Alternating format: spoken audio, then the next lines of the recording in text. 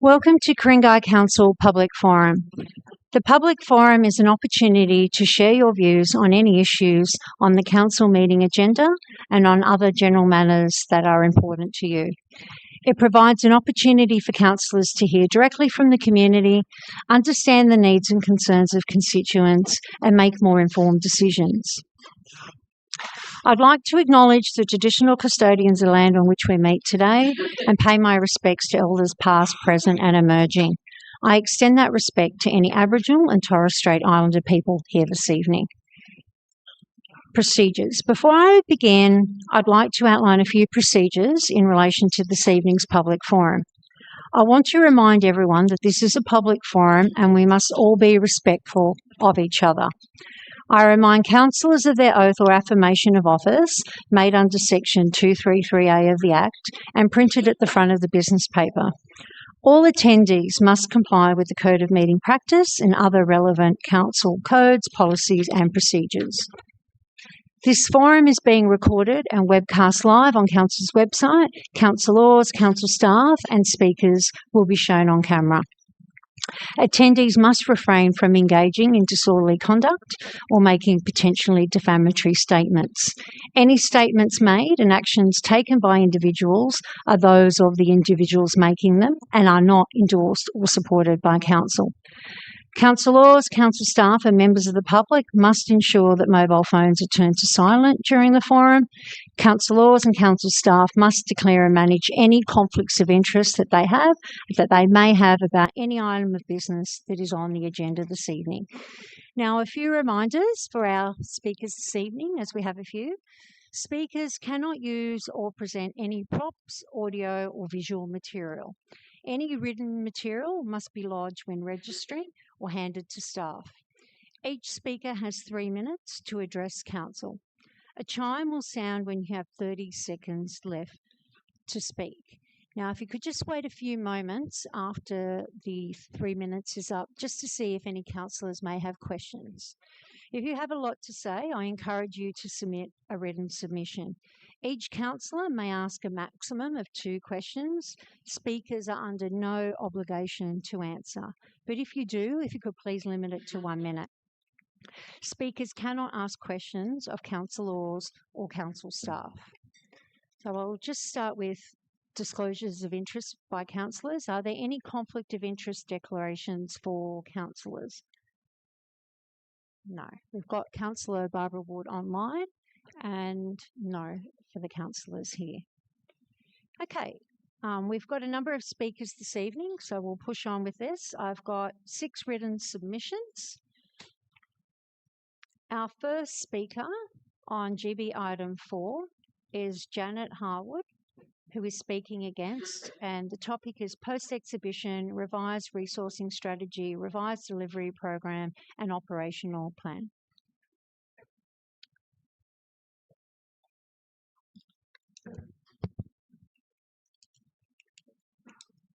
Thank you, Madam Mayor.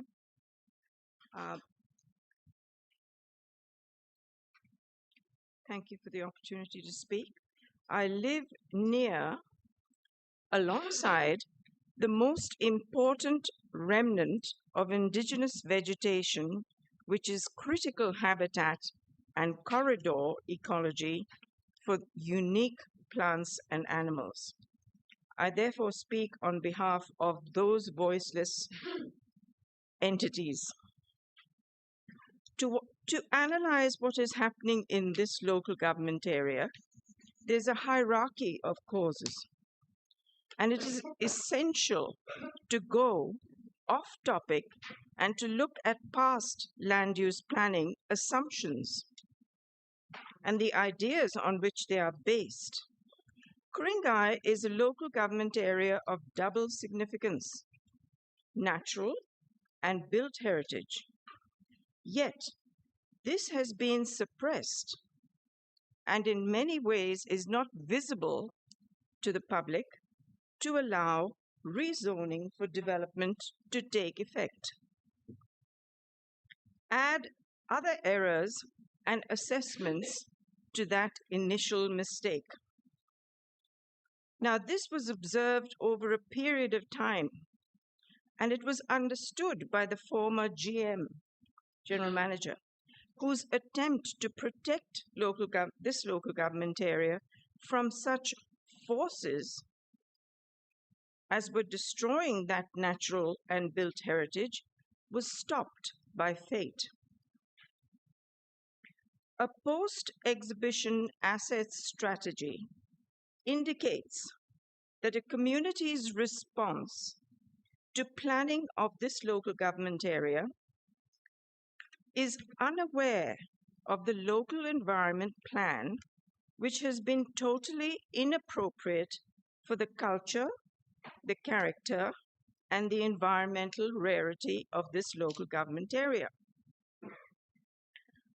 3 examples can be given to show that if the premise of the argument is wrong, then all the decisions that flow therefrom will also be either in error or flawed. The first example is hard-fought court cases won by the community to protect the local government area in 2007 and 2011 failed to set precedents to protect this local government area. The second is, it is understood from a previous public forum, councillors were told that trees, the prime eco asset of this local government area, are not their remit. Janet, your time has expired, so if you have stopped on that sentence. Okay. Thank you. Thank you. Are there any councillors with any questions? No. Okay, we'll move on to our next speaker because we do have quite a few speakers this evening. Our next speaker is Christian Berlioz. There are quite a few speakers on this topic. So it's Charles Bean Oval Linfield, renewal of playing surface. Okay, it doesn't look like Christian's here yet. So we may just move on to the next speaker, who is Stella De Volder, representing Ku-ring-gai Labor Branch, speaking against. And when the second bell goes, if people could just wrap up the sentence that they're on, that would be very helpful.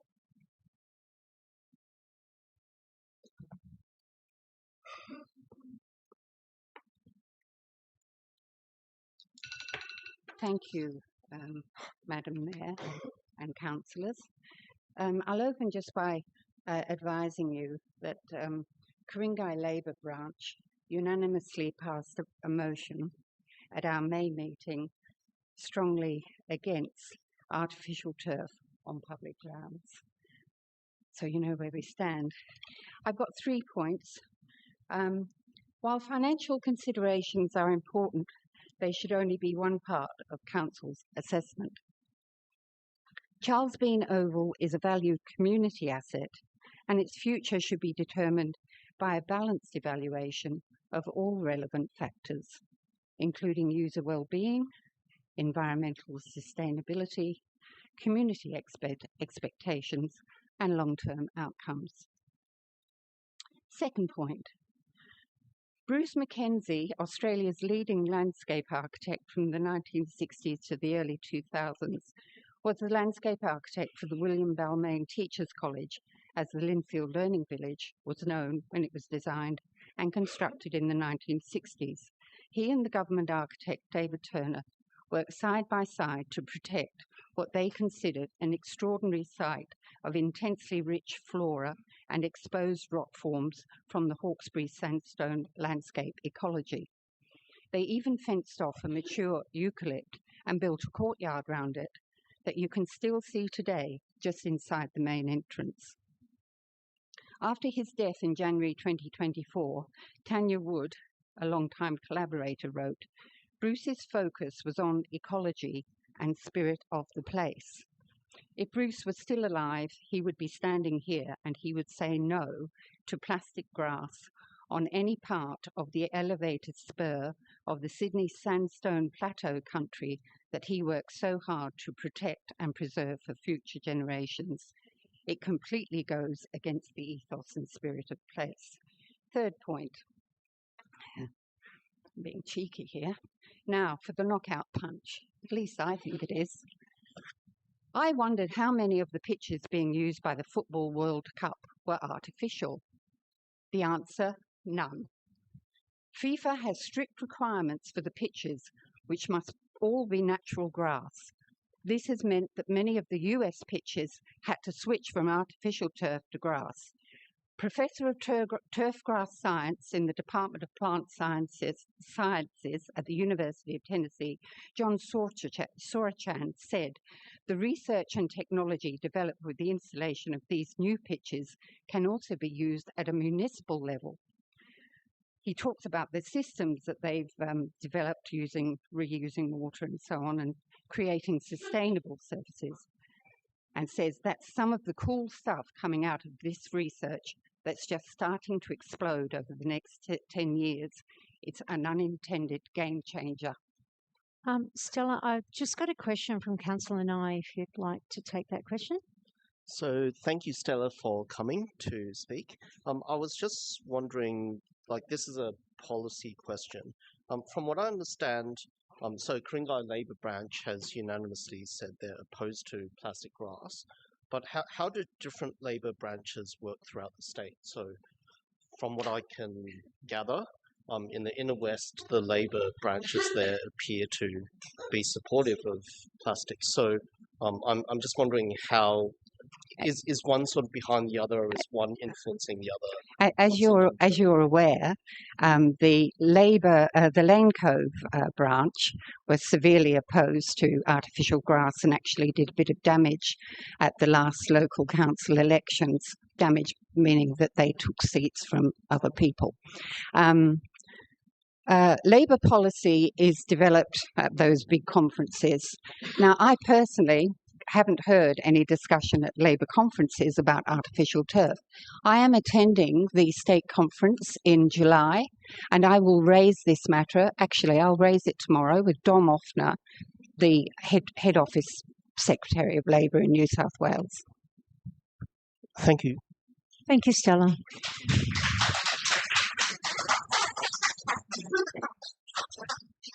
Our next speaker is Don Willis, speaking against.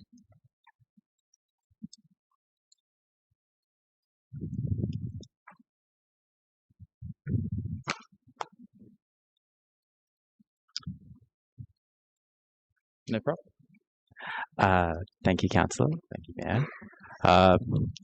Hi, I'm Don Willis. I live 2 minutes walk from Charles Bean Oval and have done for 18 years. I'm the father of 3 children who play football for Linfield Football Club. The same 3 children attend Linfield College, so they use the Oval very frequently. And I'm also the president of Linfield College B&C, but only for 2 weeks, so. I'm speaking, similarly to Stella, against the motion. I'm speaking against receiving the report because I found the report to be misleading. Now, it includes a survey, and the survey was sent out just before Christmas when school families were busy. So there are very few responses by school families to that survey.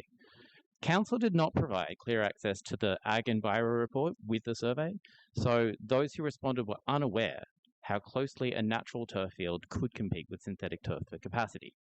Council also did not provide the OzMap report, which is in the recent report, showing how dire the health concerns for those plastics can be. The Linfield Football Club, however, shared the survey with its entire membership via several channels, with a clear request for people to prefer synthetic. So it is no surprise that that is what the survey says. The survey respondents are mostly people from the football club who were instructed by the football club to say that they preferred synthetic. So the report itself, like the survey itself, had misleading biased data. Not negatively biased, perfectly reasonable for the football club to do that. And also, the commentary in the report was also misleading. For example, 2 frequency statistics were given, the frequency for weekly visitors and the frequency for very rare visitors.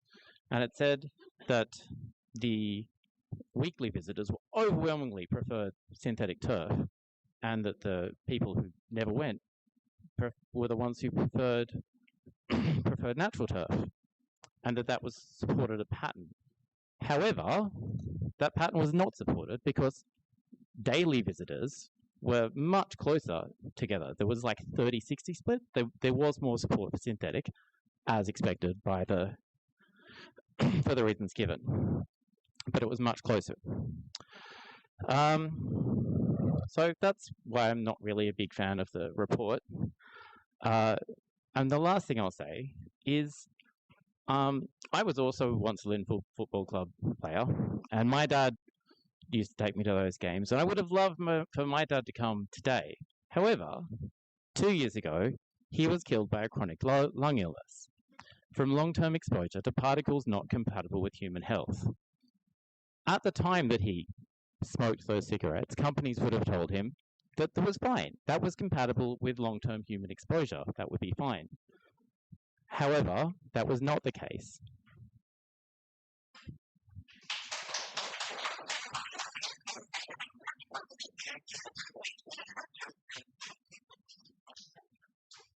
I might just let you have that one sentence to finish if you want. No, that's it. Okay, thanks, Tom. Okay, our next speaker is Kristen Hayward, representing Voices of Ku-ring-gai, and is speaking for.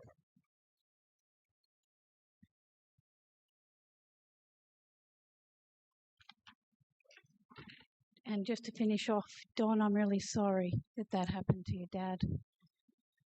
Sorry for your loss.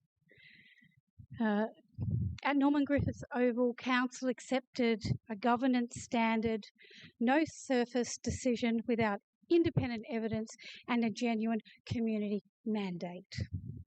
Charles Bean Oval deserves the same standard now. GB8 does not meet it. I'm for this motion only if it is amended. It calls for independent costings only, yet the pivotal claim is that the natural turf would require approximately 50% reduction in winter booked hours. The New South Wales government's own best practice guidelines for sporting fields say never use booked hours to estimate wear and tear on fields. The guide explains that wear and tear on actual player numbers, age groups, sporting code, intensity, and site conditions. It reports a fivefold variation in wear on fields with similar booked hours. Dr. Mitt Batten makes the same point for Charles Bean Oval. Council's report, however, estimates demand by allocating club registrations across several fields. This is not actual use evidence. Where is the data showing which teams actually use the Oval, how often, and where they create? This is a governance issue and appears to be manipulative. Appears. The consultation creates a second governance concern. Just like we've heard from Don, of 1,126 opt-in survey responses, 893 were from sports users. And 94% of sports users supported synthetic turf. Among local residents not associated with sport, a majority preferred natural turf, and the timing of the survey has affected that. That is not overwhelming community endorsement. Councillors apply the same standard that you required at Norman Griffiths Oval. Amend GB8 so the independent review tests actual usage, carrying capacity, heat, environmental impacts, bushfire risk, and lifestyle consequences, and not costs alone. This should not be about costs alone. And require an independently conducted representative resident survey before choosing the surface. The lesson from Norman Griffiths is simple: scrutiny before commitment. Please apply it here and allow the community to have a voice. Thank you.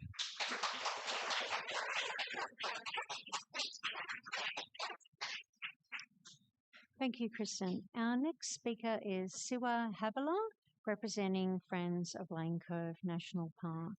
And if you could just let us know whether you're speaking for or against. I'm speaking against. Okay, thank you. Good evening. My name is Siwa Habala, and I'm speaking on behalf of the Friends of the Lane Cove National Park and the Fairyland Bushcare Group. I'm a former student of Linfield College, and I'm currently studying chemical engineering at the University of Sydney. and I used to just be annoyed by the friction burns when I fell over on the Charles Bean Oval and the way the plastic grass stuck to my clothes long after lunch break. But now that I've read the research on synthetic turf, I'm genuinely concerned. My main concern is the rubber crumb infill. At the moment, this is made of recycled tires, chemically a styrene butadiene rubber, and laboratory testing shows this material contains a range of damaging chemicals. One example is an antioxidant called 6-PPD, present in virtually all tires, which transforms into 6-PPD quinone as it weathers, and research around the world has shown that this compound is highly toxic to many species of aquatic life, even at low concentrations. For example, a 2026 study found that it impaired the growth and development of carp fish at concentrations as low as 3 micrograms per liter. The Charles Bean Oval is less than 300 meters from the Lenco River, separated by a patch of National Park bushland. As a bush carer and local, I find this deeply distressing. Even if the infill were replaced by an organic material, the second problem remains. The plastic turf itself breaks down. At the Charles Bean Oval, ag and virus testing found that 3,905 synthetic grass fibers bypassed drainage filters during just 2 rain events. The harms of PFAS, so-called forever chemicals built into many turf fibers, are well established. PFAS-free turf now exists, but it does not solve the microplastics problem, because the fibers themselves are still made of polyethylene and polypropylene plastic, which washes into our soils and waterways. Once these particles enter the food web, they stay in the flora and fauna and concentrate as you move up the food chain. This process is known as biomagnification, and it's a real concern for vulnerable species like the southern myotis, a bat that feeds on aquatic insects and fish in the Lenco River, and whose decline has officially been linked to falling water quality. These are just some examples drawn from a body of research that has become substantial over just the past decade. Consider all the findings still to come on the damaging impact of today's cutting-edge synthetic turfs. We all want the Ku-ring-gai area to be exemplary in terms of livability, safety, and how we look after our ecosystems. Synthetic turf on the Charles Bean Oval is a real threat to that promise. I firmly believe the way forwards is a natural turf for all the reasons the speakers and I have given today. Thank you.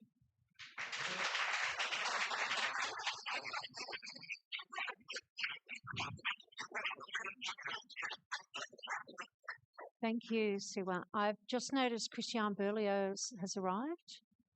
Yes, if I could call you up. Also speaking with GB8, the Charles Bean Oval, and speaking against.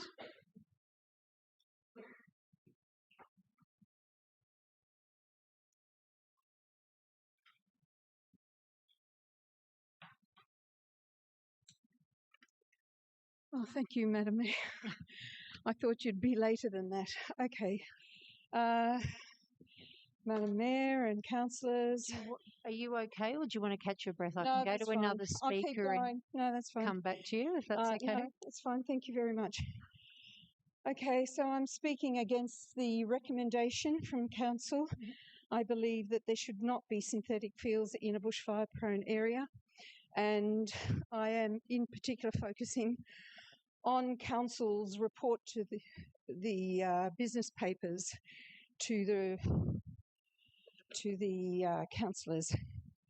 So Charles Bean is legally classified as land that directly adjoins hazardous bushland. It's a designated bushfire-prone area, and as such, the site is at risk of radiant heat and ember attack.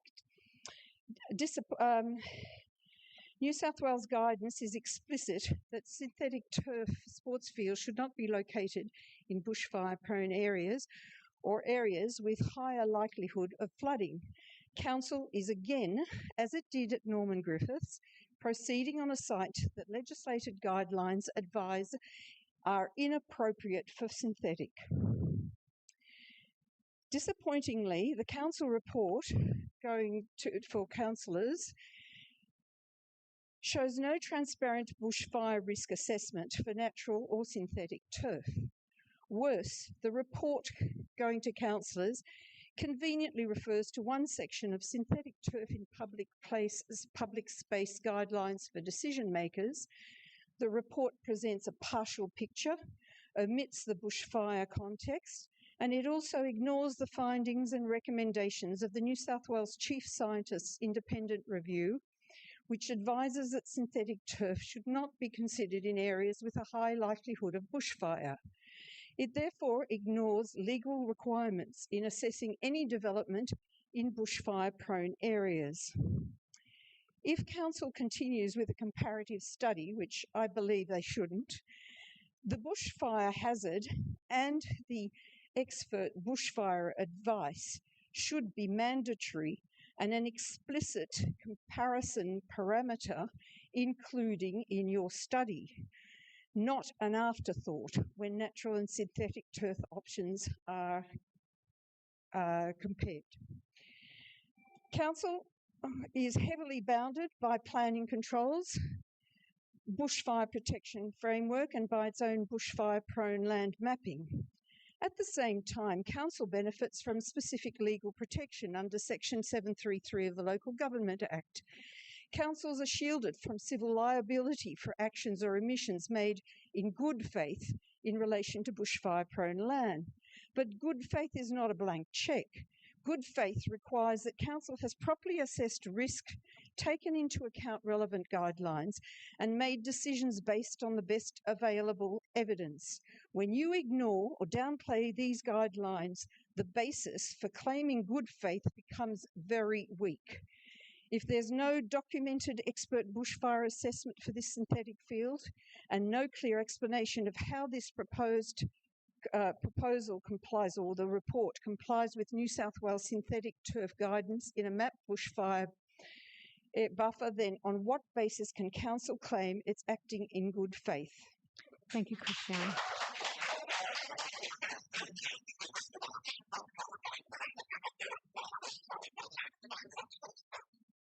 Okay, our next speaker is Ainsley Tuckerman, speaking against. Oh, Councillor Spencer, can you just, thank you.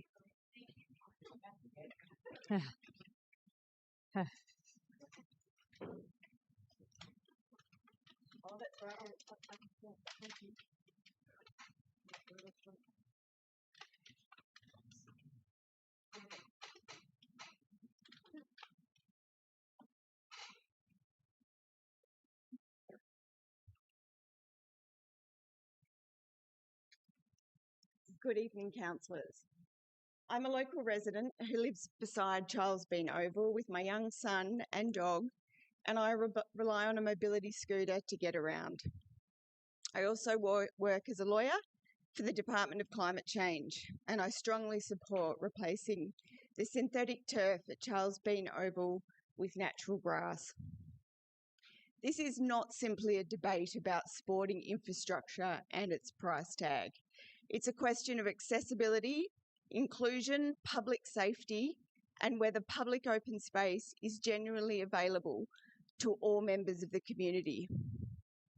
Charles Bean Oval is the closest open public space to my home.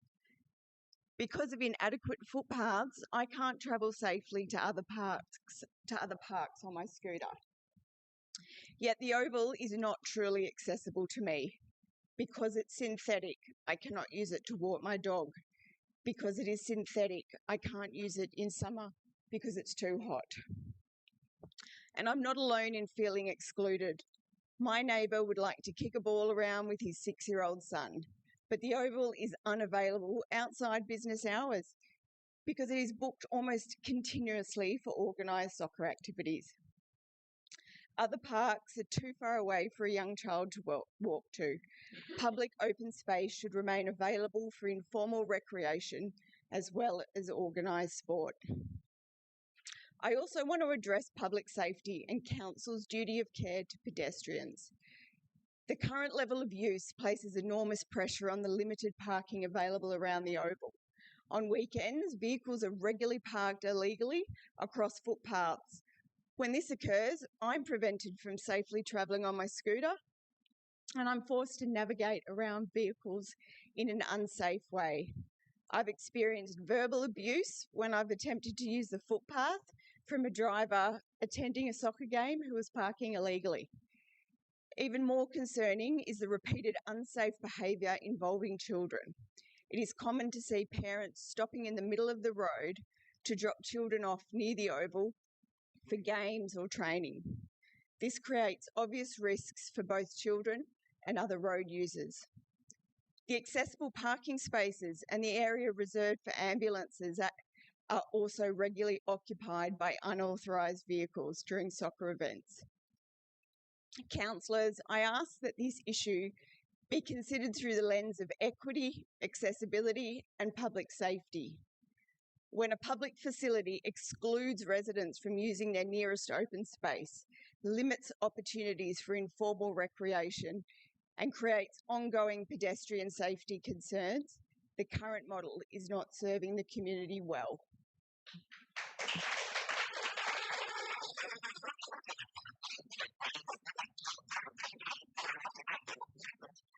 Thank you, Ainsley. Oh, Councillor Spencer's got a question. And I just want to say I'm sorry you've had to have that experience. Oh, thank you. It's not a good thing. Thanks, Ainsley.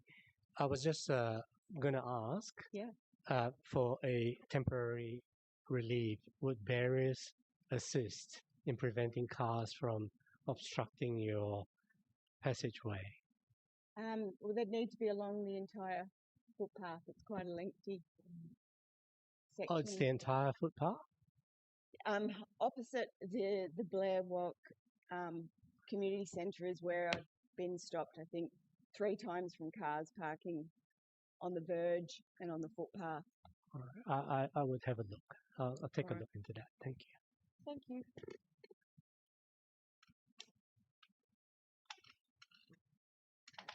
Okay, our next speaker is Julia Hobson, who is speaking against.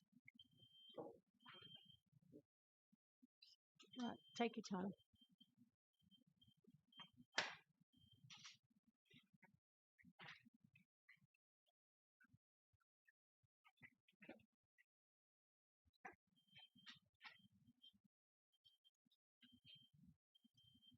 Good evening, Mayor and councillors.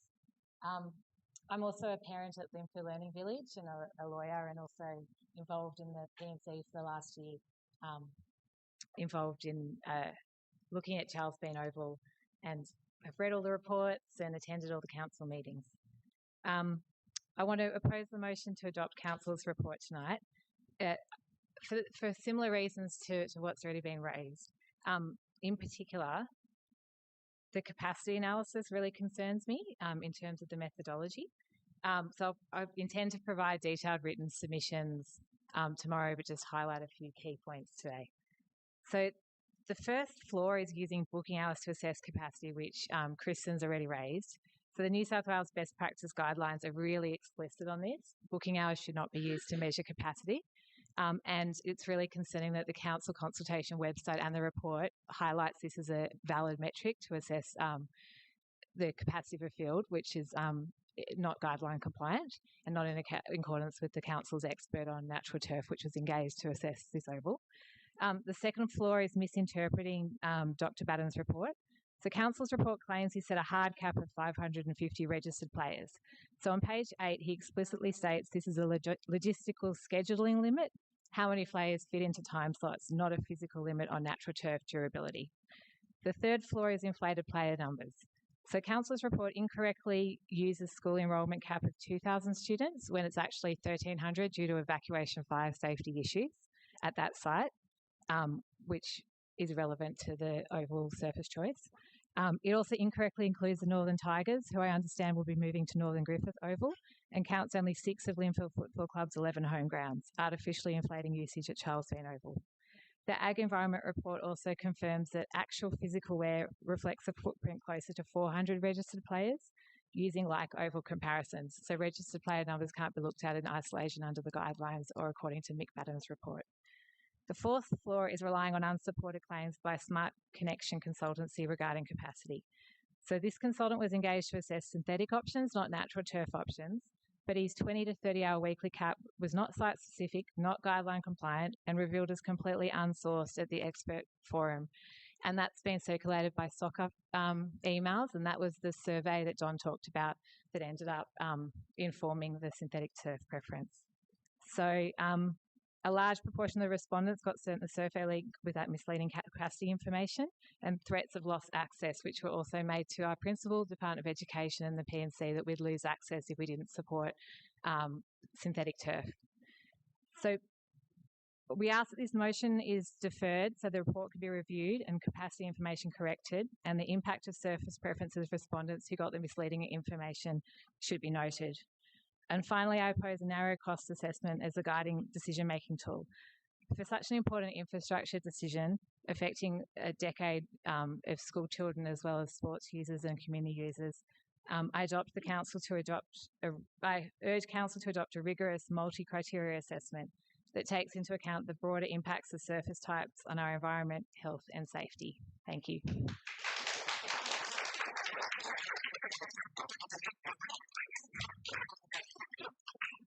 Lilia, just a question from Councillor Balachandran. And if you could maybe send your speech through, if you don't mind. Yeah, sure. As an email. And that goes to anyone in the gallery. If you haven't had an opportunity to get through the last part of your speech, feel free to email the councillors. Mary Kay actually stole my thunder. You had so much information in there. I was going to ask you to email us a copy of your speech. Yeah, no problem. There's a lot more detail. Yeah. Thank you. Okay, our next speaker is Helen Armson, representing Football New South Wales, speaking against. Okay, I can't see anyone. Oh, you are. Okay, you are hiding. That's okay. Take your time.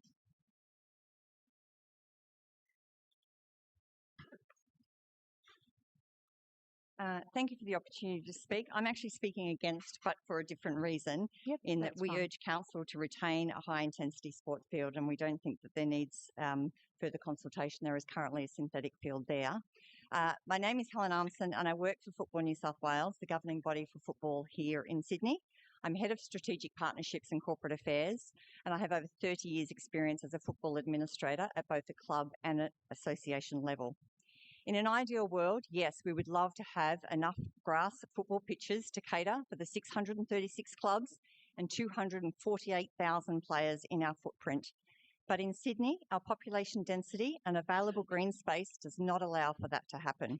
We need to consider alternative solutions to satisfy the increased usage and demand for current active fields, and that is why Charles Bean was converted to synthetic back in 2013. It would be extremely detrimental to football and active sport or exercise in general to convert back to grass and reduce the usage, reliability and availability of the field. I speak from experience of our home of football, Valentine Sports Park, where we have 3 best practice grass fields and 2 synthetic. We are well versed in the capabilities of both. Our grass fields are booked for a maximum of 30 hours a week, and they require daily maintenance to keep them at that best practice level. Our 2 synthetics pitches have no restrictions on the hours we book them, and the field has weekly maintenance. In May, our grass pitches were utilised an average of 29 hours a week, and our synthetic 47 hours a week. The last week of May, we received a lot of rain, and as a result of that, the grass pitches being closed, we moved a number of our bookings, trainings and games onto our synthetics. That resulted in Field 2 being booked for 71.5 hours. There are over 16,500 members in the Northern Suburbs Football Association, and just over 2,000 of those members call this field home for either training or games, not all at the same time, but through Linfield and UTS clubs. 27% of those are females fighting to get space on fields and games for training. Our female population in football is growing every year with the success of the Matildas. We need to maintain at a minimum, and I would say increase, active sports spaces within Sydney, and this field should remain an all-weather pitch. Where possible, a combination of grass and synthetic fields are essential, especially where population density outweighs green space ratio. Football contributes to society's success not just an outlet for exercise, but through economic, social and health benefits. Sport provides significant physical and mental health benefits to individuals, which in turn supports the community. The resurface of this synthetic field enables the sporting community to continue to have increased consistent usage, greater reliability and capacity for members to engage in football activities 52 weeks a year and not be weather dependent. We oppose Council's recommendation to seek further consultation and review. We urge Council to retain a high-intensity sport field with a durable synthetic surface with appropriate landscaping, which has been hugely beneficial and will deliver a more connected, healthier and happier group of sports players, which will contribute positively to society. Thank you. Thank you, Helen. No questions. Our next speaker is Louise Behag, speaking against, and my apologies, Louise, if I've said your surname wrong. Okay. Good evening, Madam Mayor and councillors. I'm a frequent visitor to the area, and I have family at Linfield College who use Charles Bean Oval almost daily. I've also worked for years in local and state government and have a professional background designing and leading community engagement processes. I'm here to speak about process, evidence, and public trust. First, the council report states that extensive community engagement took place and concludes that the community supports artificial turf. But the consultation process itself does not support this conclusion. Community engagement is not neutral. The timing and the structure of consultation determine whose voices are heard and whose are not. The consultation process ran from the 19th of November to the 16th of December, as we've heard, which is one of the busiest and most exhausting times of year for most people, particularly families. Meanwhile, organised groups with communications channels can rapidly mobilise supporters, creating predictable patterns, predictable imbalances in opt-in surveys. An opt-in survey is not a representative survey. It tells us who chose to respond, not what the broader community thinks. And this was recognised by council itself in the Norman Griffiths Oval, where it resolved to do a representative survey instead of opt-in. Second, the expert reports are highly technical, yet community members were expected to understand them and be able to see where expert advice ends and council interpretation and conclusion begins. After working in local and state government and having a master's degree in public administration and working at a university, I couldn't figure it out for a long time, and I had to run it through 2 different AIs to kind of look at all of the facts and details and digest it all. Most community members can't reasonably be expected to do this. The much repeated claim that natural turf would result in a 50% reduction in capacity is one example, which is the outcome of a modelling exercise based on a specific set of assumptions, but was presented to people as fact. But there's another bigger question alongside all of this. What is a public asset for? And who is a public asset for? Charles Bean Oval is a community asset. It belongs to the whole community. The council report dismisses the hundreds of residents who have continued to engage over the past 7 months since the formal consultation closed, because this falls outside the formal consultation period. But this is not noise to be filtered out. It's evidence that people care deeply about this public asset and want their voices to be heard. It's democracy in action. This is not just a technical question, it's not just a cost question, it's a question of what the broader community values, and a cost assessment doesn't properly take into account the value of a child not being exposed to the known and unknown impacts of plastics and chemicals, the intergenerational cost of microplastics entering waterways, the amplified heat and discomfort experienced by my 2 nephews on a daily basis on a hot day.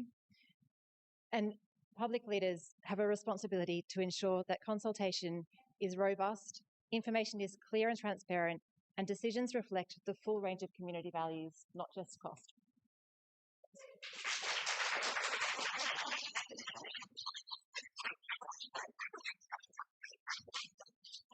Thank you, Louise. Our next speaker is Jacqueline Dunford, representing Natural Turf for Charles Bean and speaking against.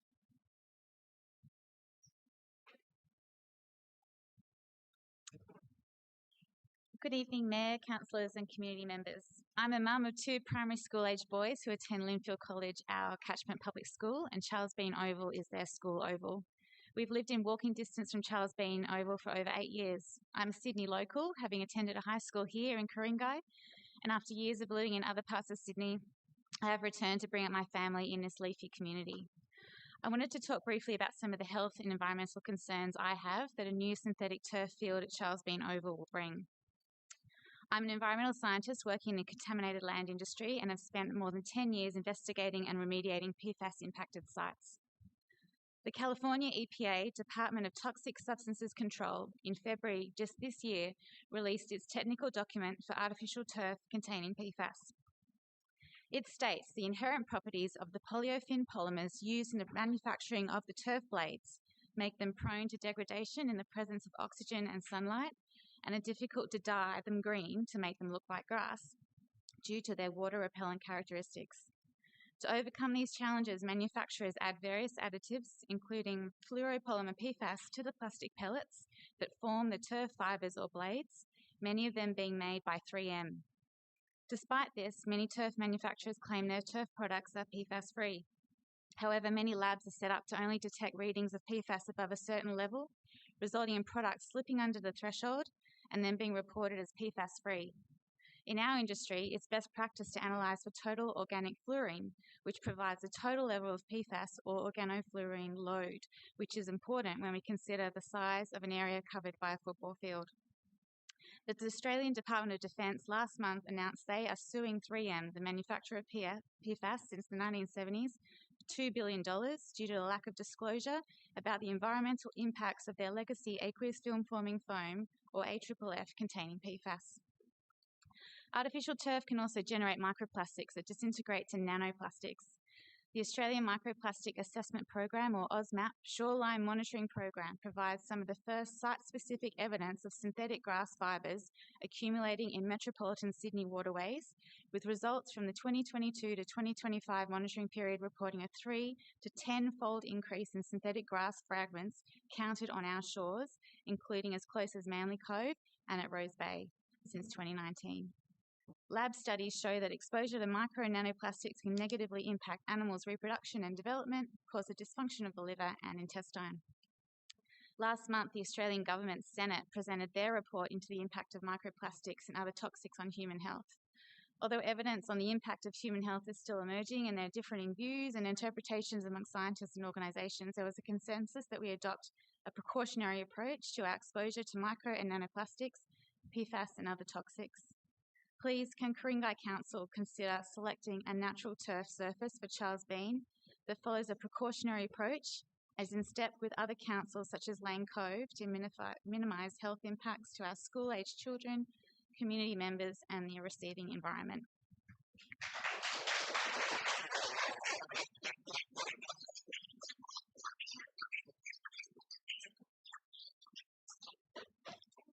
Thanks, Jacqueline. Our next speaker is a combination. James Dunford, Lachlan Hobson and Jack Tuckerman will be speaking with Jacqueline Dunford. Might need some adjustments to be made. If you guys want, so that everyone can see, because this big thing's in the way, do you want to share this mic? Are you all going to have a lot? Are you going to have a bit each? Okay. Right. Check. Right, who's speaking first?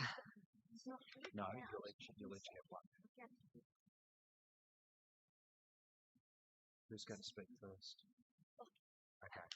Standing on here so everyone can see. There you go. Good evening, Mayor and Councillors. My name is Lockie, and I'm in Year 4 at Linfield College. We use Charles Bean Oval every day for recess, lunch, PE and sport. I have played on this plastic field pretty much every day since I was 5 years old in kindy. I will be 18 years old when I eat my last school lunch there. That's why I'm asking you to choose real grass. This isn't just a sports field to me. It's part of my school. It's where I play with my friends, eat my lunch and spread a big part of every day. One thing I worry about is where little bits of plastic from turf end up. The oval is right next to our school, above Lane Cove Natural Park. After rain, you can see little green pieces from the turf everywhere. Some of it gets stuck in our shoes and soccer boots. Those tiny pieces don't just disappear. They get washed into creeks, rivers, and the ocean. The fish and animals eat it, and it gets into their bodies too. Real grass doesn't do that. The plastic grass can also get really hot. On hot days, it feels like running inside an oven. We don't even want to sit on it because it burns our legs. Real grass feels cooler and nicer to be on. Playing on plastic also worries us because of our health. When we tackle and slide, the rough plastic scrapes our skin and gives us nasty burns. The smell of the plastic and rubber is really strong on hot days. Our growing bodies shouldn't have to play on top of plastic and chemicals every single day. I know tonight you are looking to emotion about how this costs. You need to look at the whole picture. the cost of our health, our planet, and our school days. Kids who are the ones who will live with this decision for the next 10 years. Our voices should matter in this choice. Please think about all the kids who use this oval every day for lots of years. Please choose natural grass for Charles Bean Oval. Thank you.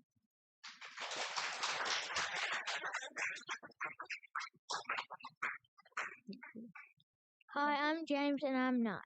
I ride my bike down to Charles Bean and play soccer on there with my dad and my brother.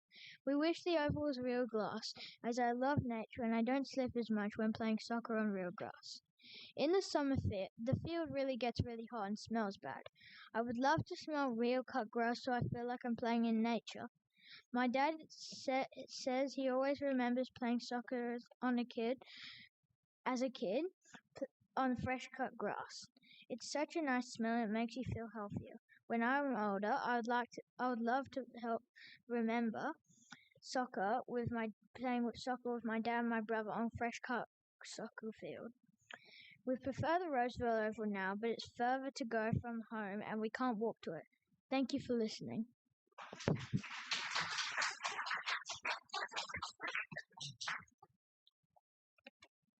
Chris, I think you might need some help. There you go. Hi, my name is Jack. I am 9 years old and I play cricket. Even though I do not play soccer, Charles Bean Oval is still for cricket, for school, and for just being outside with my friends. Real grass feels right. It feels like when I think about sport, I think about green grass, not plastic. Grass makes the whole place feel nicer, softer, and more real. It makes me upset to think that adults might make this choice for kids who use the oval all the time. We are the ones who run on it or sit on it. We know what it means to us. This oval is part of our everyday lives. It's not just for competitions or organised games. It is for everyone. It is for kids who play sport, kids who want to run around, and kids who want somewhere green and safe to enjoy. Natural grass gives us that. It makes the place feel alive. We are still young, but this matters to us now, and it will matter to the kids who come after us too.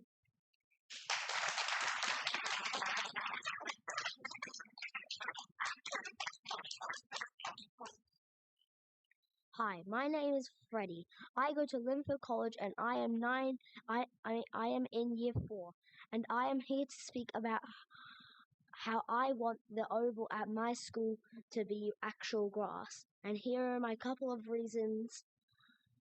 1, it gets hot to play on whenever it is above 30 degrees and all the plastic gets into the ocean and the fish eat it, and that's all.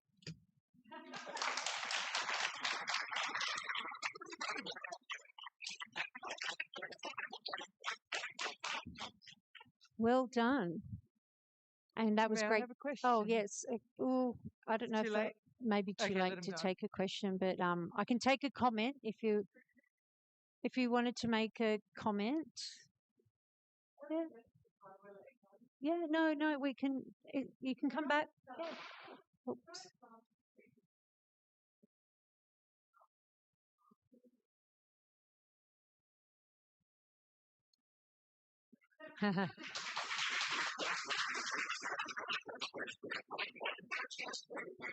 I also want to say thank you. It takes real courage to come up and speak in front of an audience, especially at a young age. And well done. You worked as a true little team.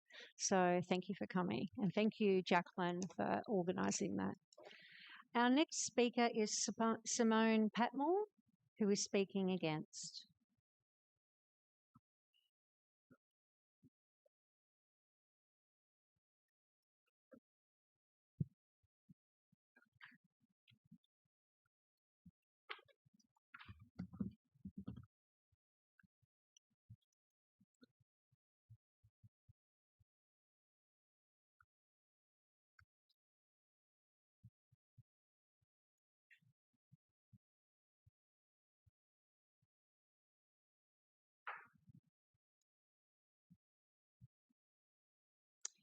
Thank you, Mayor, councillors. Hi, my name is Simone. I'm a parent of 2 children, aged 6 and 9, who attend Linfield College. I also live locally to Charles Bean Oval. My children have attended the school since they were in kindy and will go on to finish the school in Year 12. I have two main concerns about Charles Bean Oval, and that is my children's long-term exposure to this surface and the risk to the environment for microplastics. Over the course of their schooling lives, my children will attend the school and use the pitch for approximately 200 days a year for 13 years. Plastic turf comes with many issues, as we've discussed. It contains microplastics and chemicals such as PFAS. It is flammable and gets very hot in summer. These issues mean that it comes with health and safety risks and environmental risks that natural turf does not. My son has told me of times in the summer when the children are not allowed to play in the pitch due to it being too hot. With summer temperatures increasing, this means that over the coming years, students at Linford College will increasingly be adversely affected by not being able to play on Charles Bean Oval. The plastic pitch also means that the students of Linford College and local residents are exposed to chemicals, microplastics and PFAS that may have long-term health impacts. There have been studies suggesting that a link between increasing rates of bowel cancer in younger cohorts is linked to microplastics. The federal government recently took litigation against 3M due to PFAS and its impact on health. As my children spend so much more time on Charles Bean than most other parts of the community, they are at higher risk of exposure to these dangerous chemicals. My children have no choice as to where they get to spend their time because Charles Bean is their school oval. Charles Bean is surrounded by bush, and the children at the school already regularly do bushfire drills due to the heightened risk. The school recently capped total number of students at the school due to the bushfire risk. A plastic pitch will increase the risk of bushfires as plastic is flammable. It seems very risky to increase the bushfire risk by putting plastic pitch in so close to a national park. As a local resident, I'm very concerned about microplastics running off into the Lane Cove River and the Lane Cove National Park. I understand that the plastic pitch installers say they can mitigate this, but the current pitch has clearly visible runoff, which means that microplastics and rubber prime are running into the Lane Cove River. This is a disaster for our local environment and presents a risk to our health, as others have already outlined. Thank you for your time.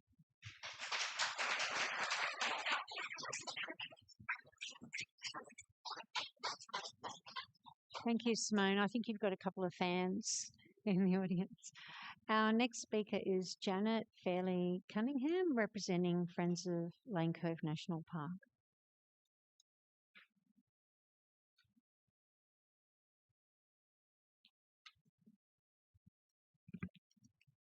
Thank you, Mayor and councillors. I speak for Lane Cove, the Friends of Lane Cove National Park. I used to be a physical education teacher as well as councillor, so I can appreciate the wide views. Charles Bean needs to be replaced with improved natural grass as it is safe for all. It's open space and it's managed by council.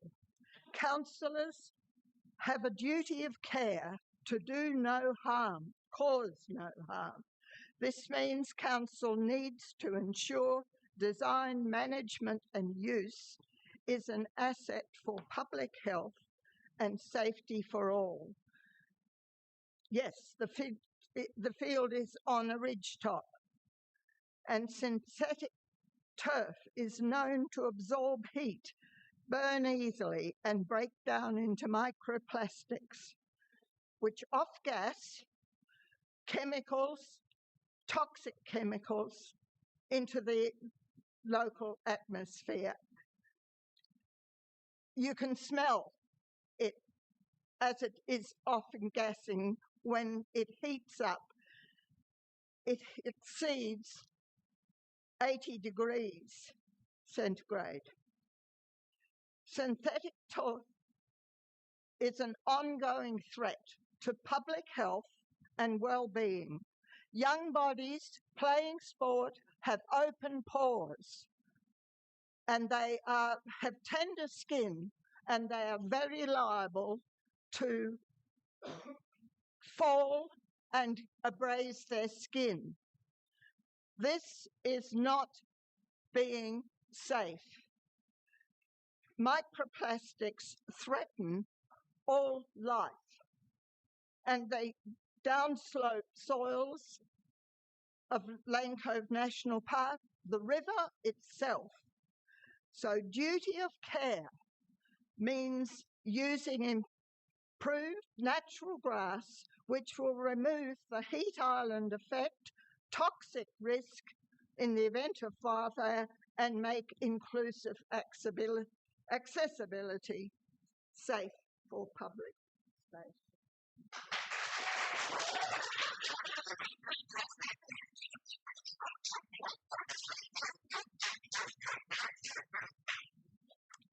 Thank you, Janet. Our next speaker is Dania Webb, representing Linfield College, speaking against.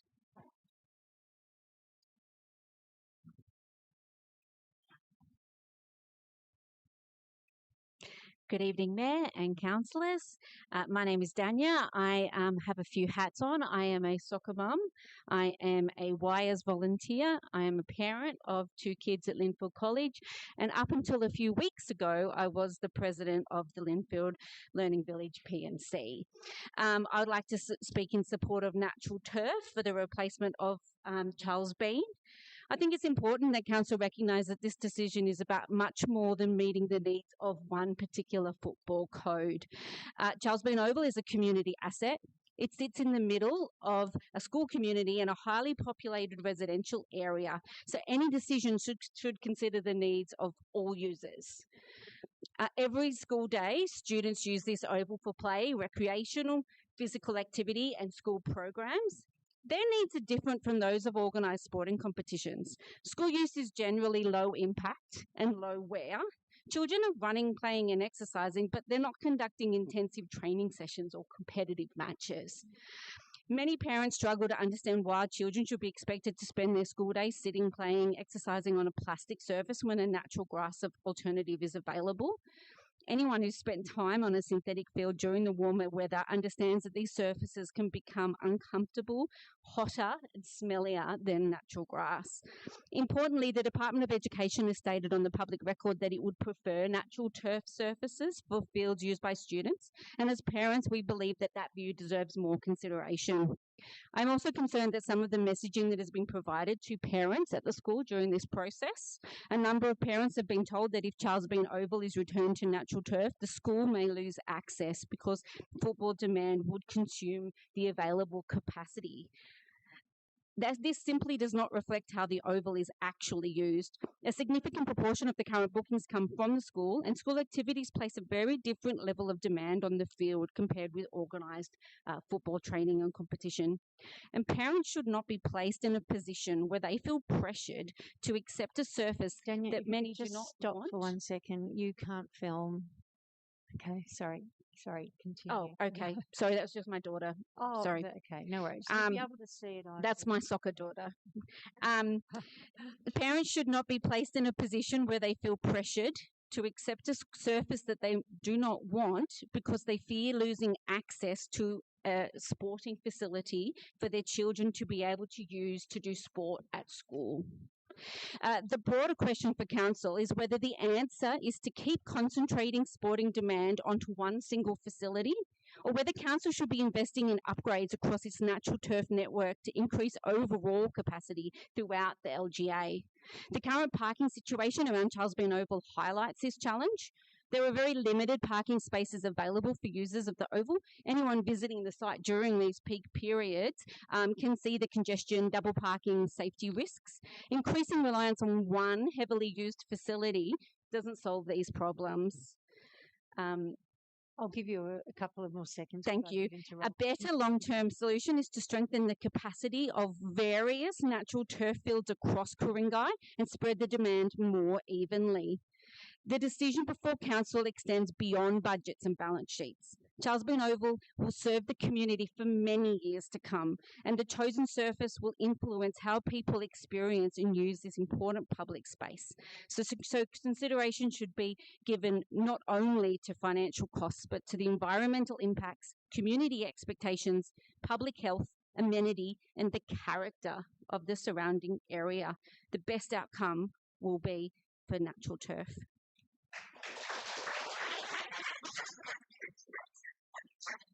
Thank you, Danielle.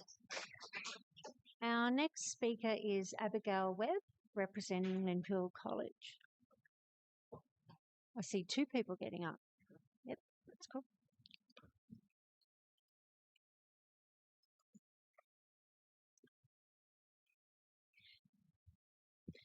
As students, we see firsthand how much time people spend playing, exercising, and socializing on our oval. We want to begin by saying that we're not speaking as experts or scientists. We're speaking as the students who use this field every day, and we are directly affected by the decisions made about it. As students who share this space with hundreds of others each day, we know how important it is to have a playing field that is safe, comfortable, and available for everyone to enjoy. Yet the current artificial turf exposes us to extreme heat, synthetic plastics, harmful chemicals, and environmental impacts, while these concerns continue to go unaddressed. Over the years, many of us have experienced discomfort while using the oval during sporting lessons and breaks. We regularly hear comments such as, "The oval's too hot," "The plastic makes me feel sick," and "I don't want plastic stuck in my shoes." These are not isolated complaints. They represent a common experience shared by many students across our school. We also observed how popular the oval is, particularly for soccer, before school, during breaks, and after school. Because so many students use this space, any risk associated with artificial turf have the potential to affect a large number of people. Researchers and public health organizations continue to study long-term health effects of synthetic turf, including concerns about exposure to certain chemicals and health risks, including cancer. While studies are still ongoing and conclusions are not yet definite, the fact that these concerns continue to be investigated is reason enough to take them seriously. The environmental impacts are equally concerning. New South Wales governments have shown that artificial turf can release plastic particles and other pollutants into surrounding ecosystems. These materials can enter waterways, affect wildlife, and contribute to plastic pollution in the environment. In a state known for its beautiful bushes, waterways, and bushland, we believe that our council should be helping to protect the environment rather than contributing to its degradation. For these reasons, we believe replacing the artificial turf with natural grass will create a healthier, safer, and more environmentally responsible space for current and future students. Thank you. Thank you.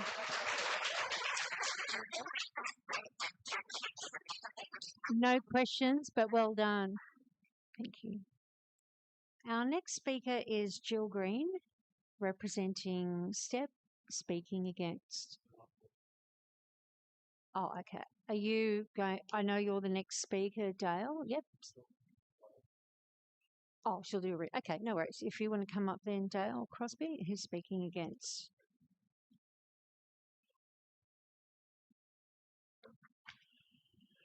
Good evening, Madam Mayor and councillors. I am a resident of Shutt Ridge. I've lived on Shutt Ridge for almost 10 years. I live immediately adjacent to Charles Bean Oval. I see this field every day. I see how it is used by the school, sporting groups and the broader community, and I regularly hear observations and concerns from the local community who live or play around the oval. We've heard a lot of feedback tonight, but I want to focus on one issue only: ensuring council has a complete and accurate cost comparison before making a decision. I support council's decision to seek an independent cost comparison. However, for that exercise to be meaningful, it must examine the full scope of work and the whole of life costs for each option. It cannot simply compare the cost of replacing a playing surface. The lesson from Norman Griffiths Oval is clear. Major cost overruns do not occur because someone gets the price of the carpet or the grass wrong. They occur because critical engineering, environmental and life cycle costs are not fully understood at the time decisions are made. That is why scope of work matters. The first question is whether the existing foundation, drainage system and subbase can be reused. The current synthetic turf estimates appear to assume they can, but have appropriate allowances been made for foundation reconstruction, drainage upgrades, stormwater detention works, or geotech remediation if required? The second question is whether the full environmental cost has been included. Given the site's proximity to Lane Cove National Park, does the estimate include microplastic filtration systems, stormwater treatment infrastructure, ongoing water quality testing, microplastic monitoring, PFAS investigations, and ongoing compliance reporting? The third question is end-of-life and future risk, financial risk. Have removal and replacement costs for both the existing and future services been fully quantified? And what allowance has been made for future regulations relating to disposal of synthetic turf waste, including PFAS and microplastics? Before receiving a formal proposal from New South Wales Public Works or another appropriate authority, councillors should be confident that the scope of work is complete and all costs identified and all assumptions tested independently. A reasonable question for councillors to ask is this: would the Norman Griffiths project have been approved if the full cost had been known from the outset? At a time when council is grappling with significant project loss cost blowouts, it is essential that all options for the replacement of the field at Charles Bean are considered carefully. Overall impact on the local community and the environment should be considered. It's not just about capacity. Thank you.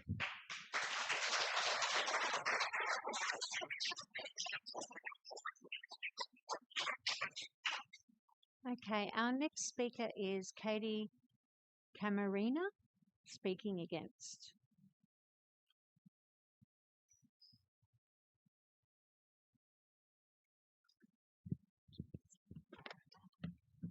Good evening, councillors, and good evening, everyone here this evening. My name is Katie. I'm the mum of two soccer-mad boys who attend Linfield College. They both play for Linfield Football Club, and I'm also an active member of Ku-ring-gai Labor. Like many families here tonight, my children spend a huge amount of time on Charles Bean Oval during school time, at lunch, morning tea, and also after school for soccer training. This adds up to 13 years of exposure almost every single day. This decision matters to me, matters to my family, matters to the community. I'm not a scientist, but as a parent, I'm very concerned about the exposure that my children have every day to microplastics and forever chemicals found in synthetic turf. And I also don't love that these blades of plastic grass and the little black beads show up in my lobby, they show up in my washing machine, hanging out the clothes, they come out of socks, they are everywhere. Council's decision should not be based just on the costing of synthetic turf versus natural turf. It should also be about the health, safety, well-being of children, the environment, and the community. I stand against council's recommendation to seek a narrow cost comparison between the two. The decision should be made using a multi-criteria analysis, and long-term exposure to these chemicals should be a key consideration. I also want to talk about heat and fire. During summer, synthetic turf is too hot for many of the activities, and the broader community effectively loses access to the space when temperatures rise. My son, who's here tonight and hiding over there, he says that Charles Bean Oval gets so hot that he may as well learn to walk on lava. Might be an over-exaggeration, but it sort of hammers the point home. The principal of Linfield College has also said that the oval is too hot to be used when the ambient temperature is over 30 degrees, leading to a significant reduction to the usable time of the oval. Charles Bean Oval is located close to Lane Cove National Park, with one road in, one road out. Some of you in this room may remember the bushfires of 1994. I certainly do. They will stick with me for life. 7 homes were burnt to the ground on Winchester Avenue, which is about 100 metres away or so from Charles Bean Oval. During January 1994, 80% of Lane Cove National Park was destroyed by fire. In a fire event, synthetic turf can contribute to heat intensity and generate toxic smoke. That's not what I want next to my son's school or what should be a community evacuation and safety area. Please do not let Charles Bean become another Norman Griffiths Oval debacle. Council has a once-in-a-decade opportunity to do the responsible thing for the sake of the children, including soccer kids, for the sake of the local community, Lane Cove River, and for the Oval's namesake, Charles Bean. For those of you in this room who don't know, Charles Bean Oval was named after a man who believed in preserving public open space for the benefit of the whole community, not just a select group. As we decide its future, we should also ask what choice best honours that legacy. The answer? Natural grass.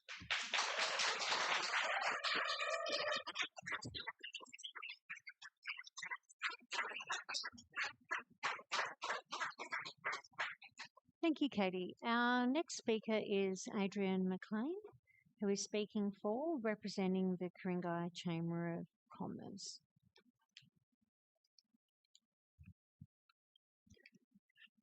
Mayor, councillors and fellow residents, I'm Adrian McLean, the President of the Ku-ring-gai Chamber of Commerce, speaking against synthetic turf and for amending item GB8.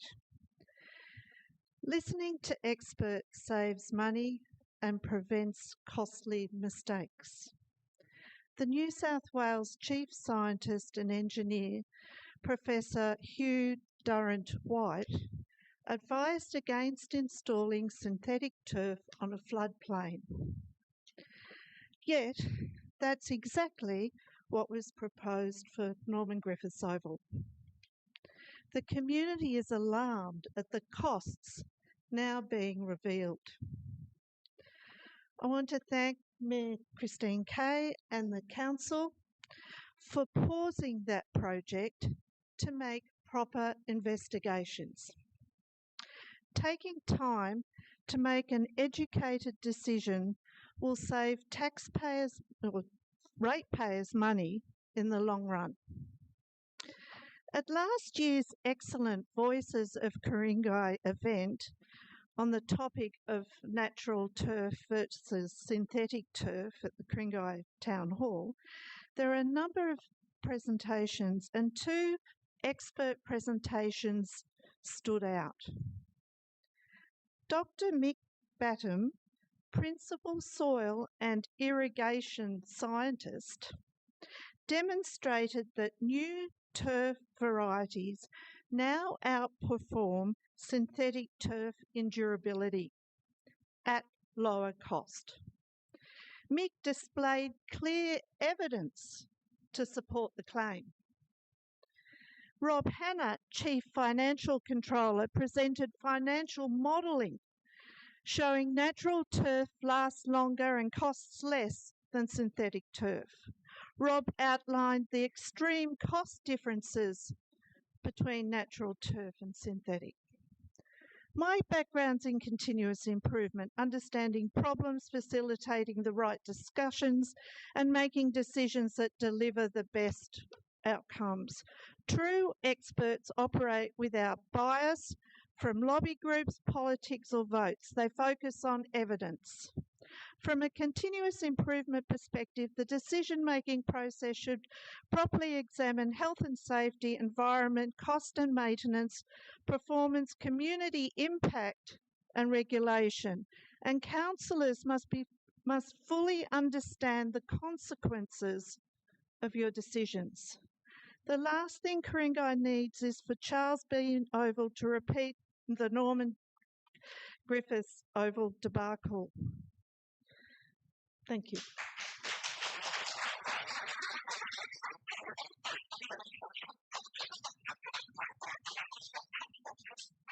Thank you, Adrian. Our next speaker is actually online, which is Catriona Carver, representing Natural Turf Alliance. Can you hear us? Yes, I can hear you. Okay. Thank you, Mayor. And I can hear you. So whenever you're ready. Wonderful. Thank you for this. Thank you again for the opportunity to speak. This is actually my second speech of today. We've been dealing with Callum Park with another synthetic as well.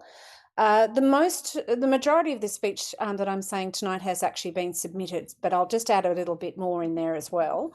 Just the Natural Turf Alliance, we consist of over 22 community groups from around Australia. We have actually changed the decision making to include flood, fire and heat in its current planning documents. The NTA were approached by school families who whose children use Charles Bean Oval, and they're concerned that the capacity arguments are overtaking the multiple human health, environmental, social and financial issues with any synthetic turf.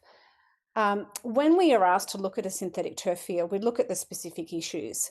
And we haven't seen such a clear case of fire risk like this. In fact, didn't Ku-ring-gai reject synthetic at Mimosa, Barraburi and Warramur ovals because of the fire risk? And it also negates those ovals as evacuation zones and as an emergency zones as well. The pursuit of synthetic is problematic and the science is still growing. So even the chief scientist report from a couple of years ago was a little bit neutral on some issues, but now the science keeps growing. We have PFAS now to add to many of these issues. So I'm asking you to act cautiously and convert Charles Bean from synthetic to natural turf, because keeping a large plastic field beside a school on a bushfire-prone land next to Lane Cove Council is an avoidable fire, heat and toxic smoke risk. This should trigger a series of risk issues from insurance to liability. So we're looking at the mapping. It's a vegetation category 1 bushfire-prone land forming part of Lane Cove National Park. We know this valley burns. Someone's already mentioned the 1994 fires, which 600,000 hectares of bushland and 200 homes were lost. So we know the fire behaviour in that gully is intense, fast-moving and driven by ember attack. Now, the school created a lot of documents and has also fireproofed the school, but they're right next to a synthetic turf oval and also in the end of a cul-de-sac. So when the chief scientist looked at synthetic turf, their report came back saying synthetic turf is actually easily flammable when it is tested as an outdoor product. Now, Black Ash, who did the reports, and the CSIRO conducted the same test, but only using an indoor carpet test. It was actually the wrong test. And they've actually said that in their reporting. If you go back to some of those documents, and I do urge you to go back to Black Ash and discuss the testing that they actually did. When you actually test it as an outdoor product, it's subject to embers, heat, and to wind. Because synthetic turf is made of polymers, once that's ignited, that can intensify the fire spread and release those toxic fumes. Now, it's not just the upper carpet, it's actually the lower base, which is all plastic. So it's actually a deep, intense toxic fire. So the review, the chief scientist review, recommended that synthetic turf should not be approved in areas of high environmental risks, including bushfire-prone zones. On top of this fire behaviour, there's also extreme heat. Now, many of the speakers tonight have talked about how hot the surface is, so I won't go into any of that, but it is actually well documented. And of course, children are particularly vulnerable. Victorian Department of Education in its climate... Trina, your time's expired, so if we could just wrap that up. I know you probably haven't realised. Oh, gosh, sorry, I didn't hear if there was a bell or anything. Sorry about that. But what I'm saying, of course, is that the bushfire-prone issues are actually huge. This is actually triggering many of the documents that actually say that you shouldn't have synthetic turf in this area. You're actually looking at the risks that are coming through. So what we're asking you to do is actually look at all of your reporting, go back to Black Ash, look at all the fire issues, and you'll see that synthetic turf is actually not required in such an area. Natural turf is actually fire retardant. Any type of natural turf is fire retardant. And now you have a clear choice. Thank you again for your time, and I hope that, that you make your decision on the benefits of natural turf. Thank you so much again for allowing us to speak.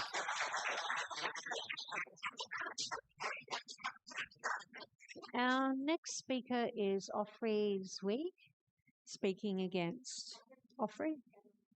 Oh, okay. So, okay, we'll move on to the next one. Okay, we've got Frederick Baxendale speaking against. Oh, they're all together. Okay, okay. Now, I know this one's not part of that group. David Taylor, representing the Northern Suburbs Football Association.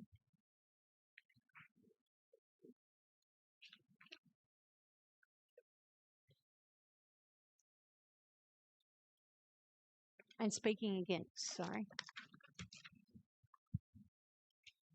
Good evening, everyone. I appreciate not being tripped over on the way up here. It was a good start. I am here on behalf of the Northern Suburbs Football Association and the clubs and families who use this ground. I do just want to start by commending everyone who spoke tonight, including the kids from the school. We have some budding politicians coming up, I'm sure. We're here again. I'm going to keep it very short and sweet because we do want to get out of here tonight. I'm here to not argue about the environmental side of things because it's not my field. I don't take any any claim on that. I will let the experts do their piece. But I am here to speak about the users of the field and the people that have actually raised their concerns. Football, it's not just a community. It's thousands of local residents pulling on their boots every single weekend. The parents on the sidelines, the volunteers before sunrise, and it's about adults getting an hour to run around, or in my case, hobble around a little bit, clear their heads and be with mates and friends they might not otherwise see. Sport is not only good for the body, it's good for the mind, and for a lot of people, it's the release that holds their week together. I've had more deep and meaningful conversations with mates on the side of the pitch than anywhere else. And this is your residents' ground. And as the report calls it in its own words, an intensely used sports field with more than 1,100 players each week. Football is so much more than just a synthetic pitch, but a synthetic pitch can be the difference between playing and not playing on a weekend. When it rains, every single grass field across our Ku-ring-gai council closes. Every single one. The only grounds left standing are the two synthetic fields, NTRA and Charles Bean Oval. Those two fields can't carry all 17,000 members. Let's not forget that when you close a grass field, we still pay to book it. Your own report spells out why. Charles Bean is booked for 85 hours a week in winter, which is more than double the most generous capacity estimate for grass. Go from synthetic to grass, and the best case is 85 hours down to 40. When it rains for a week, it's 85 down to 0. Either way, hundreds of players are cut out of the game with nowhere else to go. The people themselves have told you what they want through the surveys. You were elected by these residents to represent them, and on this they have spoken clearly and overwhelmingly. Your own survey found that an overall majority preference for synthetic turf, 83%. Amongst the people who use the ground, 94%. This is not a close call. The community is well and truly spoken. Another costing changes nothing. It just spends more of the residents' money to re-answer a question, and two experts have already answered. I'll finish with this. Resurface Charles Bean as a synthetic which already exists. Don't say any of this to criticise. We're all elected in the best interest of the local residents. Please keep our kids playing sport. Thank you, David. Our next speaker is via Zoom, which is Willie Ramley. Can you hear me?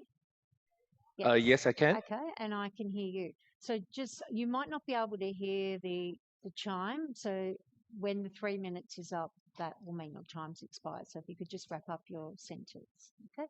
Okay, thank Whenever you. you're ready. Yep. Good evening, Mayor, councillors, and members of the community. My name is Willie Ramley. I'm the president of the UTS Football Club.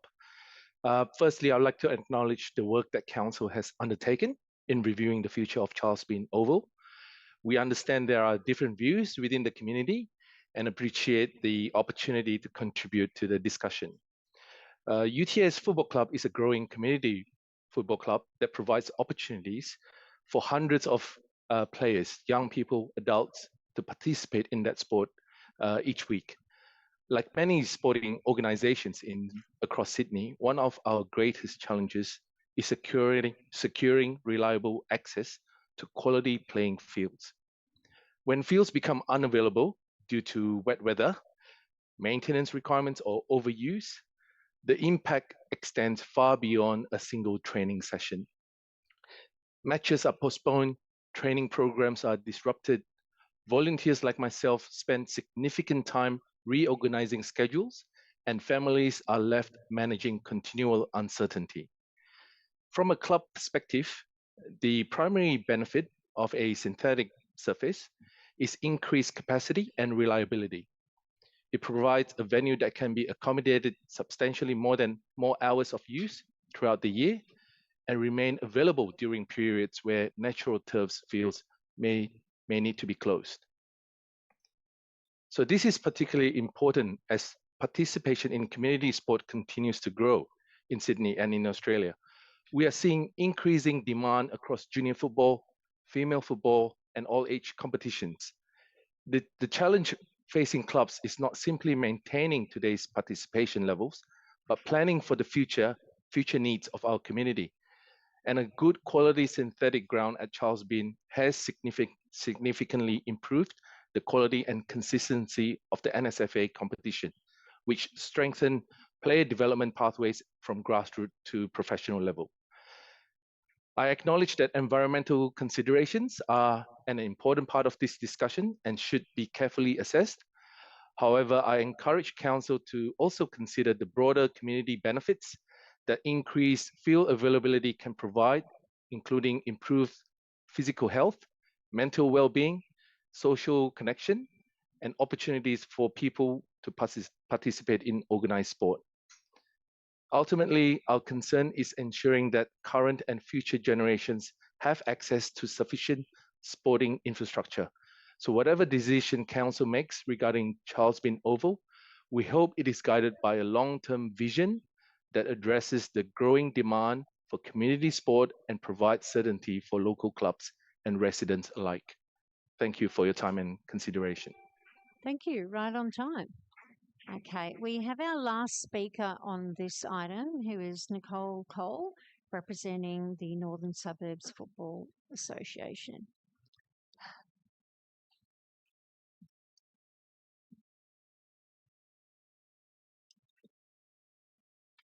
Okay. Thank you, Mayor and Councillors, for having me here tonight. I am the President of the Board on the Northern Suburbs Football Association, and like the last two speakers, represent a lot of different players. I acknowledge we all have varying views in the room tonight, so I'm going to just speak to what I know best, which is football. Our analysis shows that Charles Bean is used a lot. David mentioned the statistics, up to 80 hours a week. If we turned that into grass, it would be reduced no matter which type of grass is used. And that loss is a loss of playing time for many, many people in our community, and that means something to all of us in the football community. The reality is really simple. Without synthetic fields, our capacity is limited, and something has to give. And if we have to give, it's going to be football time that impacts all of our kids and our adults that play. We've all heard the arguments for synthetic versus grass, and I am also not an expert in this area. I work in football administration, community engagement, and human resources when I'm in a paid capacity, not lawn or grass care in any way. But I think the debate we have some really good examples of. I would ask Council to look at Bob Campbell Oval, another oval named after a man, which was recently upgraded to the best-in-class grass and behaves apparently a bit like synthetic. But during the most recent rainy period, it was closed. It could not hold up to the rain. And whilst this isn't a shock to me, and it's a happy support for my own argument and my position on grass, I know that synthetic grass is needed in our community. We need synthetic and we need real grass. You could look at Primula, you could look at Aluba, you could look at George Christie, and many of the other great grass fields across our community. We all want to play on them when they're open, and they're not always open.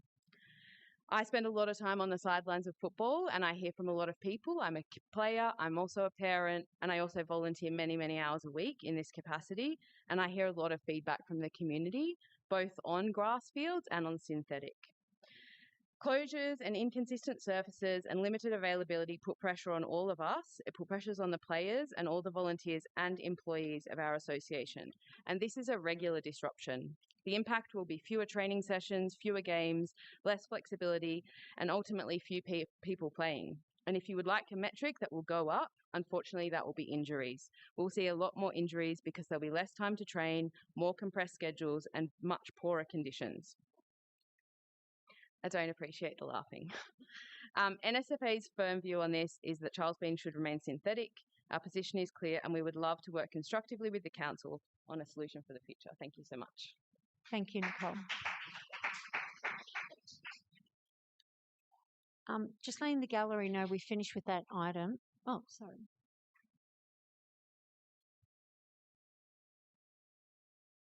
I'm not sure what you're asking.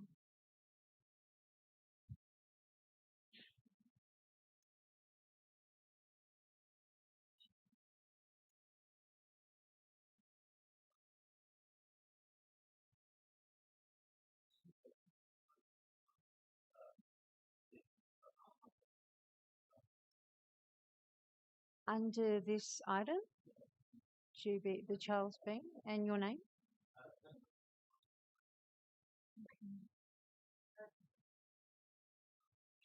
Okay.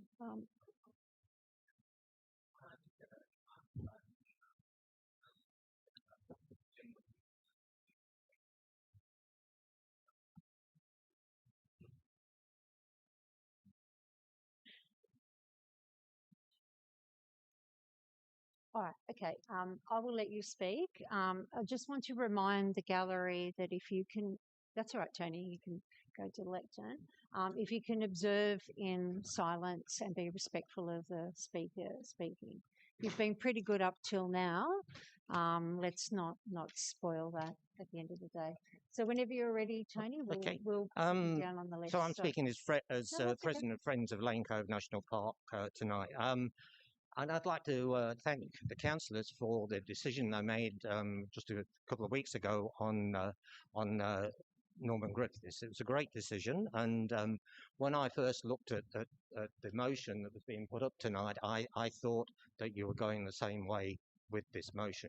You were looking at all aspects. And then I realised that you were only actually, the motion was only to look at the financial side. And obviously, as everybody that's spoken here tonight, it's so much more than just the finances. It's so much more.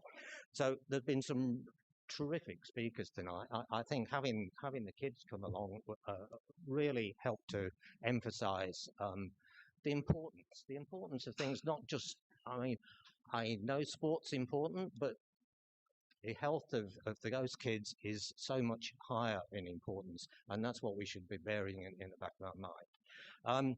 Obviously, Friends of Lane Cove National Park, we're really concerned about the impacts on the park and the impacts on the river. And microplastics going into the river, there's been numerous studies recently showing increased and very high numbers of microplastics in the river system around here. I regret that we didn't do a lot more 10 years ago when Charles Bean went in. We didn't appreciate the problems with microplastics. We should have done a lot more at the time, but I think now you've got a once in 10-year chance to do something. You know, you just about to rip up some 40 tons or so of plastic and put it in the tip. I'd really like to make this the last time that happens. So that really concludes what I want to say. It's so much more than just financial considerations. Look at the whole picture. We certainly support natural turf. Thank you. Thank you, Tony.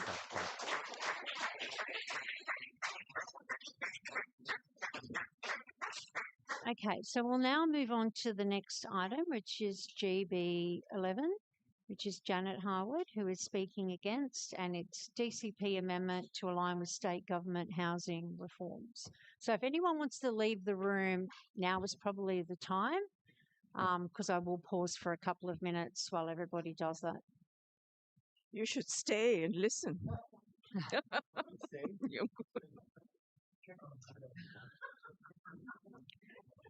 Yeah, I think we'll have a 5-minute adjournment, and we will return at 8:43.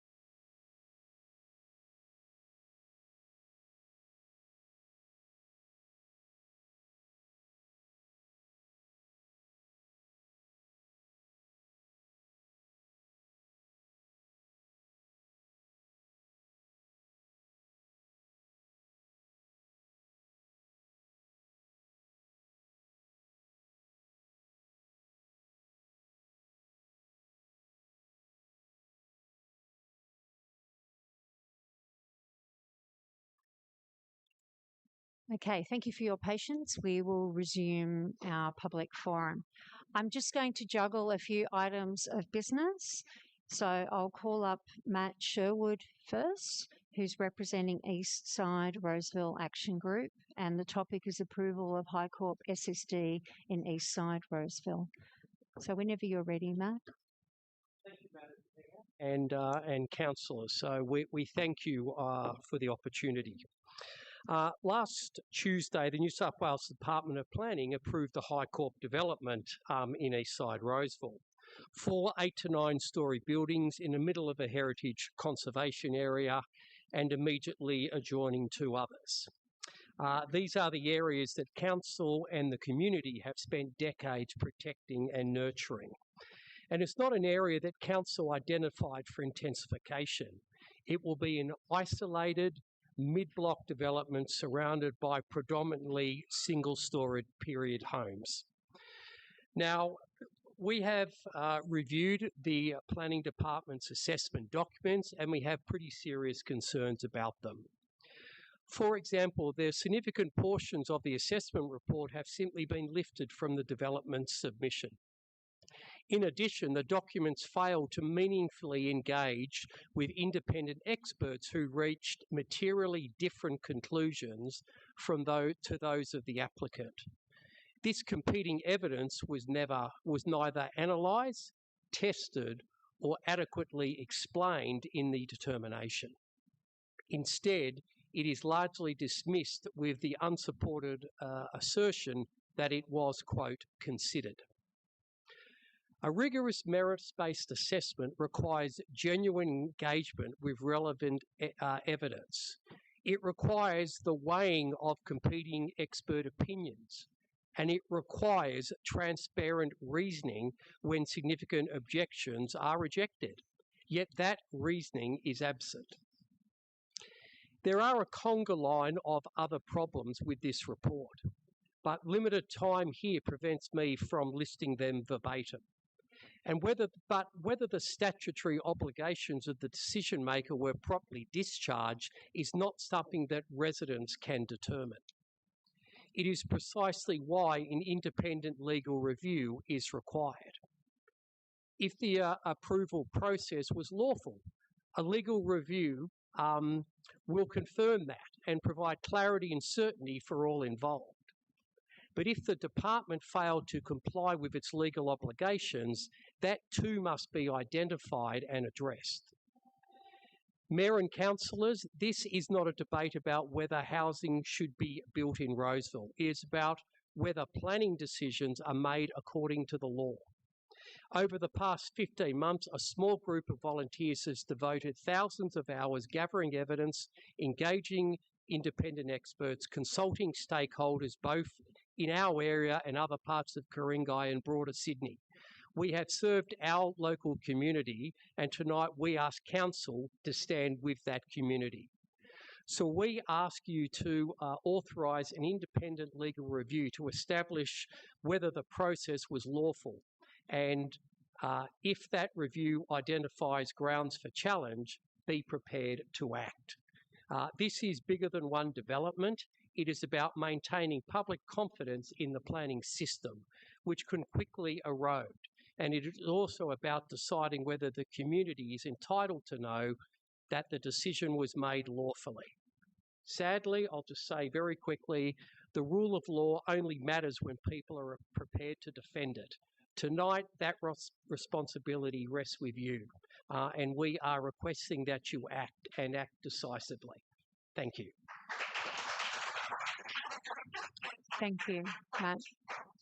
It looks like no questions, so thank you for your patience. I'm just mixing up. The next speaker will be Kristen Haywood speaking on Culloden Street, St Ives. Then we will go back to the GB item, so Janet Harwood will be the next one. Whenever you're ready, Kristen. Thank you. So I am the Secretary of the Owners Corporation, 132 Cleeton Street, St Ives, immediately next door to 130 Cleeton Street. And I'm here because we haven't been told what has happened to this property.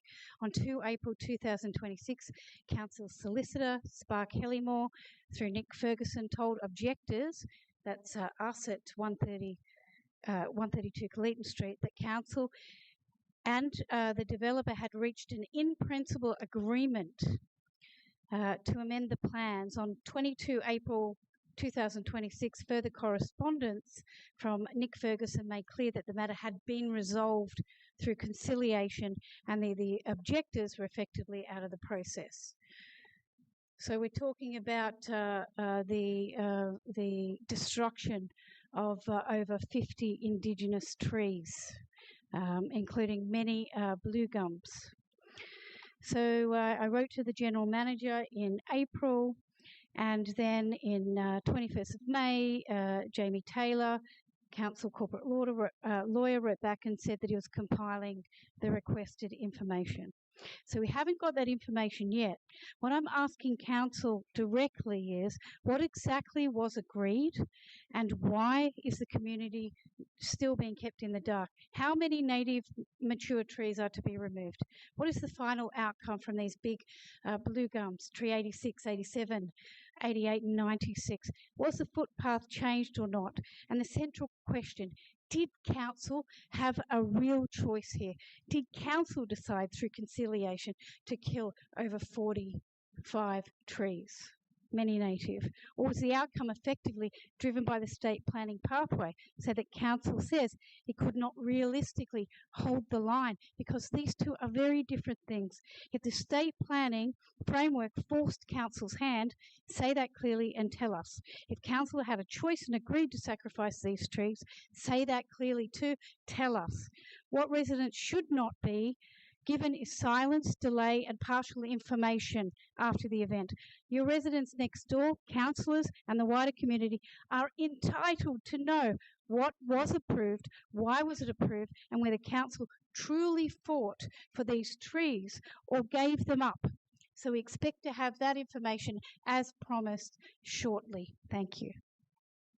Thank you, Christian. Okay, now, so we'll go back now to the GB items. So it's GB 11, Janet Harwood, against DCP amendment to align with state government housing reforms.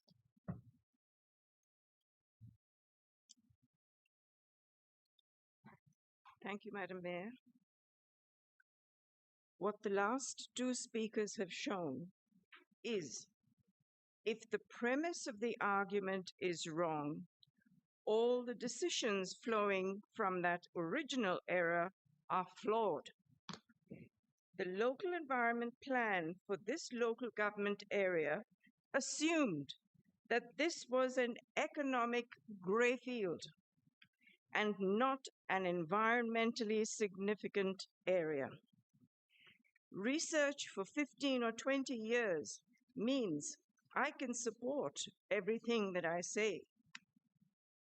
Recommendations of GB 11 to adjust the DCP, as the Development Control Plan, to match the LEP clearly continues a string of errors caused by the initial mistakes of the LEPs.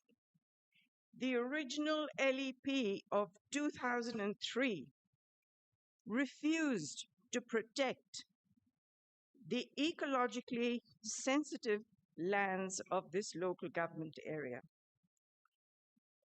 3 minutes is not long enough to show that the initial mistakes have allowed 48 apartment blocks to be built in mapped high biodiversity around Turramurra Station. The failed LEP, or rather the LEP failed to correctly rezone 5 precincts in Turramurra Centre, and the delay and the ignoring the damage and the cumulative impacts on the rare near to station urban forest on top of those 48 apartment blocks is something that will not be able to be reversed. The DCP will do nothing to correct any of the flaws, and indeed, it is saying that the errors should be added to by low and mid-rise, dual occupancy, and even more. If investigated, as the two previous speakers have asked, much of this inappropriate overdevelopment allowed by LEP 2015 would be probably shown to have been tested in Tarahumara. We must now, there are enough examples to show that the planning of this area is wrong. We would not have so many court cases. We would not have so much discord had it been correct. Thank you.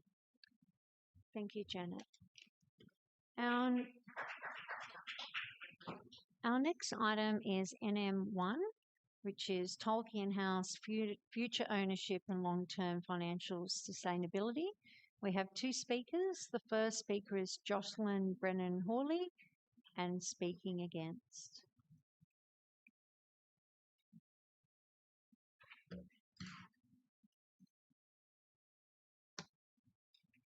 Good evening, Madam Mayor, councillors and fellow residents. Are you able just to speak a little bit closer to the microphone? No, that's okay. Just saying good evening to everybody. My name is Jocelyn Brennan-Hawley and I live at 5 Carter Street in Gordon. I'm a long-time resident of Ku-ring-gai and a member of Ku-ring-gai Historical Society and a former member of the Friends of Tolkien. Why is Tolkien important? Tolkien is our state heritage listed impossible to replace arts and crafts historic house. It's built at 707 Pacific Highway, Gordon, and is about 2 blocks south of where we are tonight. And yet it's barely known by most ratepayers. It's a significant example of the work of prominent North Shore architect B.J. Waterhouse and was built in 1913 for the Donaldson family who lived there for over 80 years. It's a unique time capsule as scarcely anything was changed, and it gives a perfect glimpse into the way of life of an upper middle class family in the early 20th century, when Ku-ring-gai became suburban in character following the arrival of the railway and the subdivision of the farms and orchards that were there at that time. The last family member, Miss Margaret Donaldson, deeded Tolkien to Ku-ring-gai Council in 1985, whilst she continued to live there. Later, realising the value of the furnishings in the house, she also gifted the contents, with the wish that her property would be used for community purposes. Selling her house was not what she envisaged.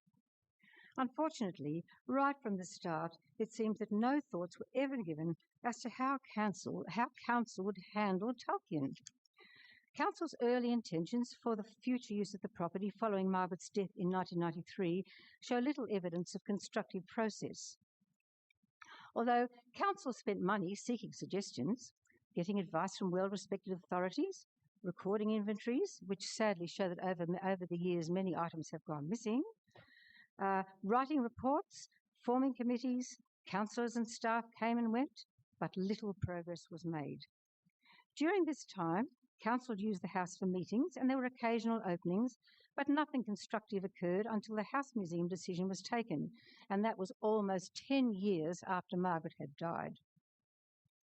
In 2004, the Volunteer Friends Group formed, mostly drawn from Ku-ring-gai Historical Society.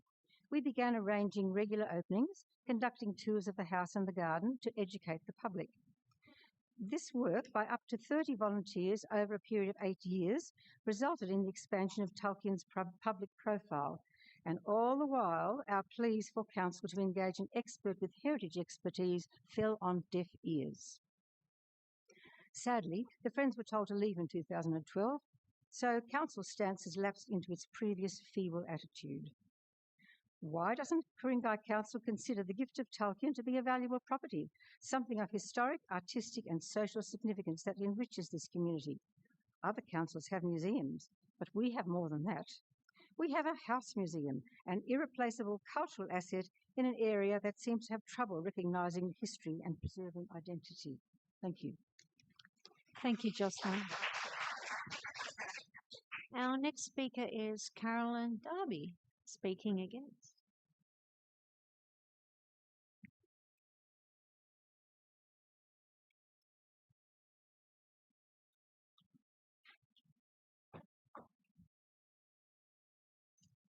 Thank you, Mayor and councillors. Jocelyn's probably said some things that I'm going to say, but I want you to know that last Sunday, while I was puzzling over the intent of motion NM1, listed on the agenda tonight, that the St George Leader newspaper dropped into my inbox. The good news feature was about Bayside, formerly Rockdale Council, having saved the Federation-aged property Hillside, standing on 1,049 square metres and at 116 Villiers Street, Rockdale, when the owner, who paid $3.25 million for the house, immediately applied to demolish it. Bayside Council, with the backing of the community, issued an interim heritage order.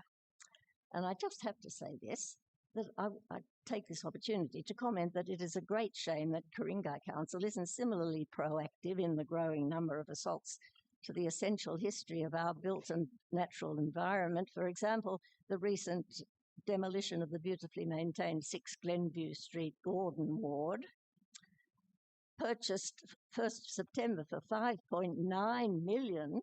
Sadly, the 1,802 square metre lot is now bare as a baby's bottom, but I've no doubt that soon one of those completely Ku-ring-gai inappropriate mausoleum-like structures will deface the space. I have to say, good move, Bayside Council, for hearing their constituents and voting to actually purchasing the heritage valuable hillside. But there's nothing good to say about, I feel, the insidious implications regarding Tolkien tabled in NM1 on Ku-ring-gai Council's meeting tonight. Tolkien, the early 1900s built J.B. Waterhouse designed. I also think he designed Nutcote, pink Nutcote, May Gibbs, Bib and Bub, Arts and Crafts, State Heritage listed house in Gordon Ward at 707 Pacific Highway, as you've said, has actually been owned by council, this council, for 41 years, since it was bequeathed by Maisie. Anyhow, the council paid nothing for Tolkien. Its upkeep is minimal, and while for many years local volunteers put beautiful tours together, Tolkien was a gift to the council, and it's an asset. It's on council's doorstep. It's currently being prepared for reopening, and it's very conveniently close to Gordon's State Heritage listed railway station, so it should be a draw card again and keep it, and so you should keep it. And if there's any reason that NM is connected with NM1 is connected, Tolkien definitely should not in any way be the source of revenue for any of the ridiculous debts caused by the mismanagement, infighting, and still incomplete overspend at Norman Griffiths. Anyhow, be brave. Don't be shamed by Rockdale's council. Keep Tolkien as it is. The cost wouldn't be huge. In comparison, you know. But you might save some reputation by not looking a gift horse in the mouth, the way you have with the community's copious efforts toward the revival of the Marion Street Theatre that gifted a pro bono architectural design, only to have the council use some bureaucratic nonsense to replace that with a plan by a council's choice of architect, so added cost. It's sad to see that the next council meeting has a nasty-looking NM on Marion Street Theatre also. And what's the betting with both NMs will be, call it debate, as happens more often than not in confidential session. Carolyn, I've just got a question from Councillor Alec Taylor. If it's a, Thank you very So, yeah, and Well, if you could just let Councillor Taylor. Thank you. And I said, just, what's a Roseville councillor putting forward this for? The the councillors don't take questions from the residents, I unfortunately. would be very, very happy to take questions from you later, Carolyn. Yeah. I wanted to say thank you so much for coming and speaking for once, and not just being in the audience and watching. It's I gave wonderful. it up a few years ago. It's wonderful to have you speaking to us. I have a couple of questions. My first question is, you mentioned that the upkeep is minimal. Are you aware that we spend about $150,000 a year on maintenance and have planning $500,000 of expenditure on the upgrade over the next 2 years? That's my first question. No, I wasn't aware. No, so that's $800,000. $800,000 over the next 2 years on Tolkien. My second question is it possible that another custodian of Tolkien might actually be able to create more value from for the community? Do you think that there might be another custodian out there who might be able to do something with it that creates more value, that more people can go and see it, that more people can get more value out of it? Is it possible that someone could do a better job with it than I suppose it's council? possible, but I'm not sure that Miss Donaldson would like it. Okay. Thank you. Thank you, Carolyn. Okay.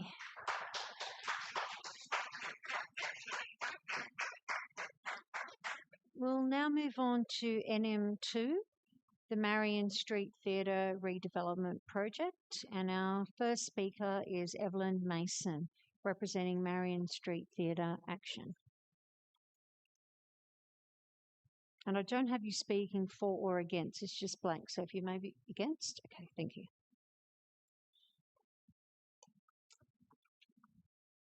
In 2017, my colleague and I undertook a fundraising feasibility study on behalf of the Ku-ring-gai Council. In the recommendations, we said the most urgent issue to address is that centered around the role of the Ku-ring-gai Council. The value of the land is seen as an enormous threat to the whole project.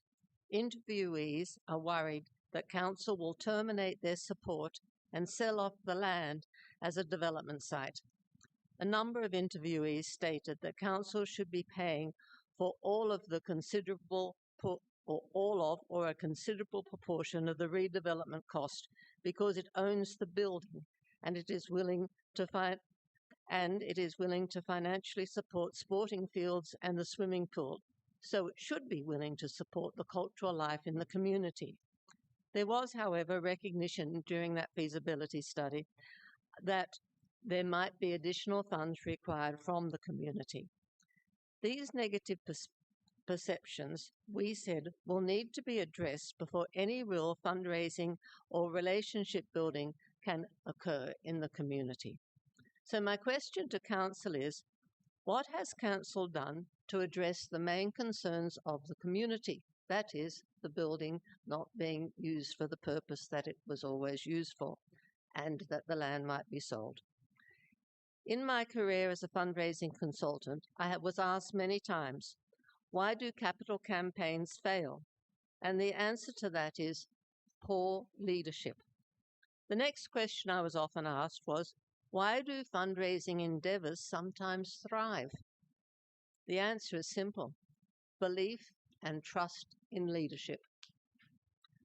What has Council done over these years to show trusted leadership in this project? I have to say, if they had, then there would be fundraising possible for this project, and we would be quite a long way down that path.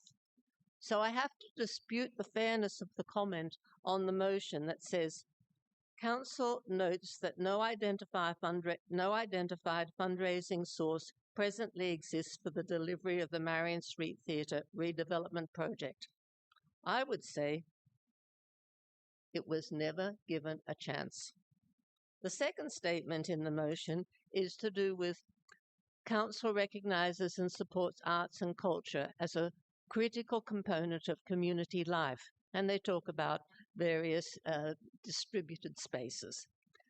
How can council afford multiple centres if they can't afford one? How can councillors expect parents to travel from Runga to Roseville, St Ives to Chatswood to St Ives Chase, just to bring one child here, another child there, so that rather than have one purpose-built centre? Thank you, Evelyn.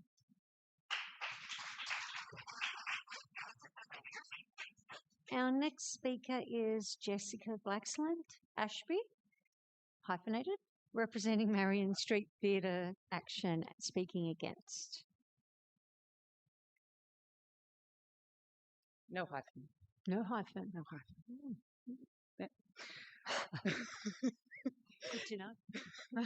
Councillors, council staff, and members of the community, I'm here tonight with 3 pieces of news. News, good news, and news you should already know about. First, the news. I'm now chair of Marion Street Action. Tony Bates and I have swapped seats, and he's supporting me as the most wonderful vice chair. So you'll be seeing more from me. Condolences. Second, the good news. Our family will be welcoming another 4th generation Marion Street member at the end of November. Another little girl to join Ida, so we really do need to get a wriggle on. Third, something that isn't technically news but has probably been forgotten with time. By 2022, Ku-ring-gai Council had spent over $1.4 million in planning costs and developing the DA for Marion Street. Fair enough. You engaged Australia's most reputable architectural firm on theatre, Tonkin Zuleika Greer, to create the DA. Think the award-winning designs of the Eternity Playhouse and the Yallamundi rooms at the Sydney Opera House. You don't get better than that. In other words, $1.4 million of ratepayers' money was invested in developing, consulting on, refining and approving the DA. NM2 will cause that DA to lapse. I'm no planning expert, but I think that means you'll lose $1.4 million. On top of that, we have now had more than 20 years of reports, studies, consultations and reviews. That's my entire adult life. We've had the hydromedial feasibility report, the soft tread report, the left bank report, the Curry report, the Australia Street feasibility report, the submissions from the public, the speeches, the surveys, the petitions, and of course the Straight Talk report, whose purpose was to gain feedback to assist council in providing suitable live theatre facilities that meet the current and future demand of its community. Does that sound like the report proposed in this motion? It's exactly the same report. And no surprises, it recommended Marion Street. At some point, we have to stop studying Marion Street and start developing it. The community has been remarkably consistent. People want Marion Street open as an arts centre. Every delay increases costs. Every delay makes opening it harder. And every delay means more residents, now a whole generation of young people, miss out on essential arts and cultural services. Councillor Ward, I urge you to withdraw the motion. We do not need another report. What we need now is action. We have 6 months before another little human joins our campaign, and we're not the only young family around. So let's make it happen. Thank you. Thank you, Jessica. Now, our next speaker is Wendy Blaxland, representing Marion Street Theatre Action and speaking against.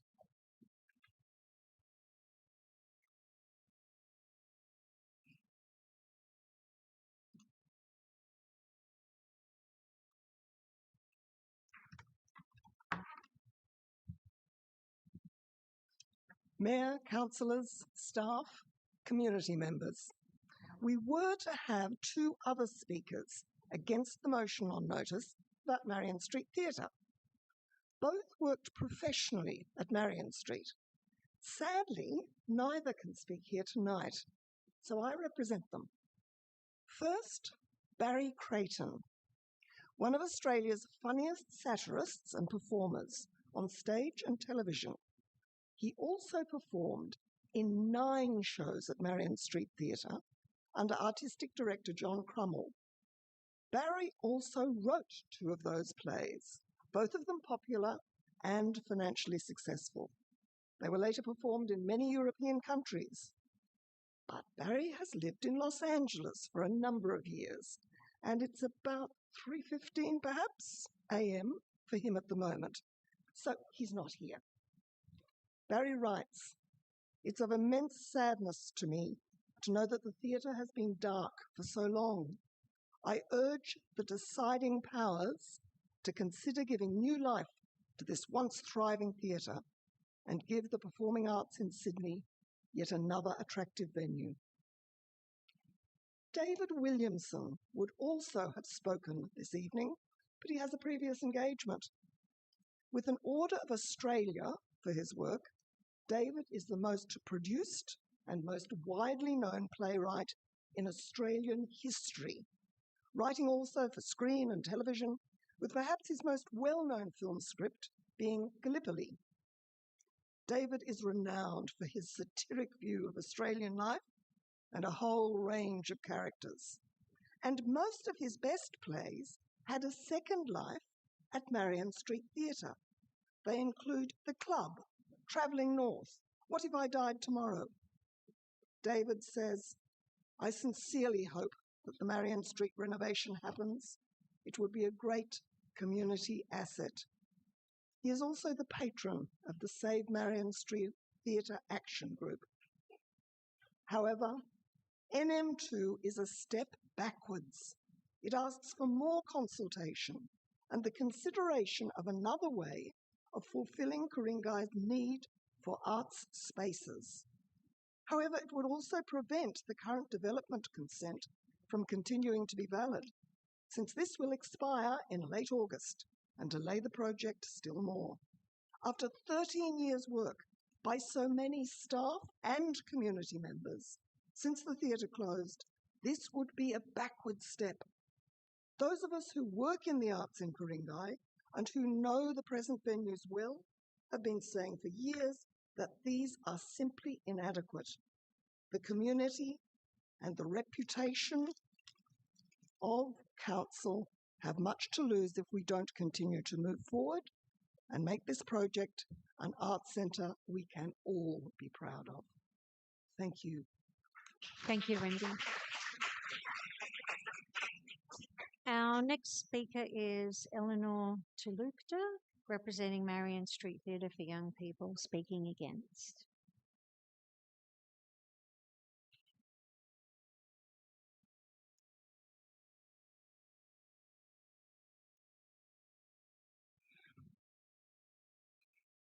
My name is Eleanor Tulukta, née Blaxland Ashby. I am the sister of Jessica Blaxland Ashby, daughter of Wendy Blaxland, and granddaughter of Audrey Blaxland, the founder of the Children's Theatre at Marion Street. Up until this point, I have been very quiet, but I am the other Blaxland daughter, and I have long been involved in the theatre. I watched Marion Street shows as a child and acted in them as a teenager. I worked backstage in the box office, the cafe, and party business. I have supported the theatre my whole life, not just because it is my family's legacy, but because I love the theatre. The first time I saw Cinderella at the age of 4, I honestly believed that that actress was a princess, and when magic changed her dress, the magic was real. Later, at the age of 15, it became a home for me as a wayward teen, desperately seeking connection and guidance. We formed a community of young people and gave each other belonging, purpose, and identity. We developed lifelong friendships and solid professional bases in the performing arts. Many of us went on to become drama teachers, technicians, business managers, and yes, successful performers. The training was top-notch. We didn't act like high school students in a musical. We acted like budding professionals. It is difficult to find that quality of training for young people in Sydney now. Whole families went through Marion Street Theatre for Young People. The Maddens, the Tanners, the Southwells, and more. I am part of the Blaxlands. To be honest, we don't care who we are, but we care about our children. I have a 3-year-old daughter and a 1-year-old son. My sister has a 3-year-old daughter and another one coming. They are at a tender age. We always dreamed that they would know Marion Street. But now those dreams are threatened. There is a good chance now, a real possibility, that they will never see a Marion Street show again. They will never know that creative building in its new form, that nostalgic park, and all the families and generations that go through it. Because if you don't save the theatre, all this will be lost. My kids, Jessica's kids, will never know this joy. Their future community will die. This is the last push. If you don't save Marion Street by blocking this motion, our kids will miss out. The money is an investment, not a throwaway. Commit. Secure their future. Make what needs to happen, happen.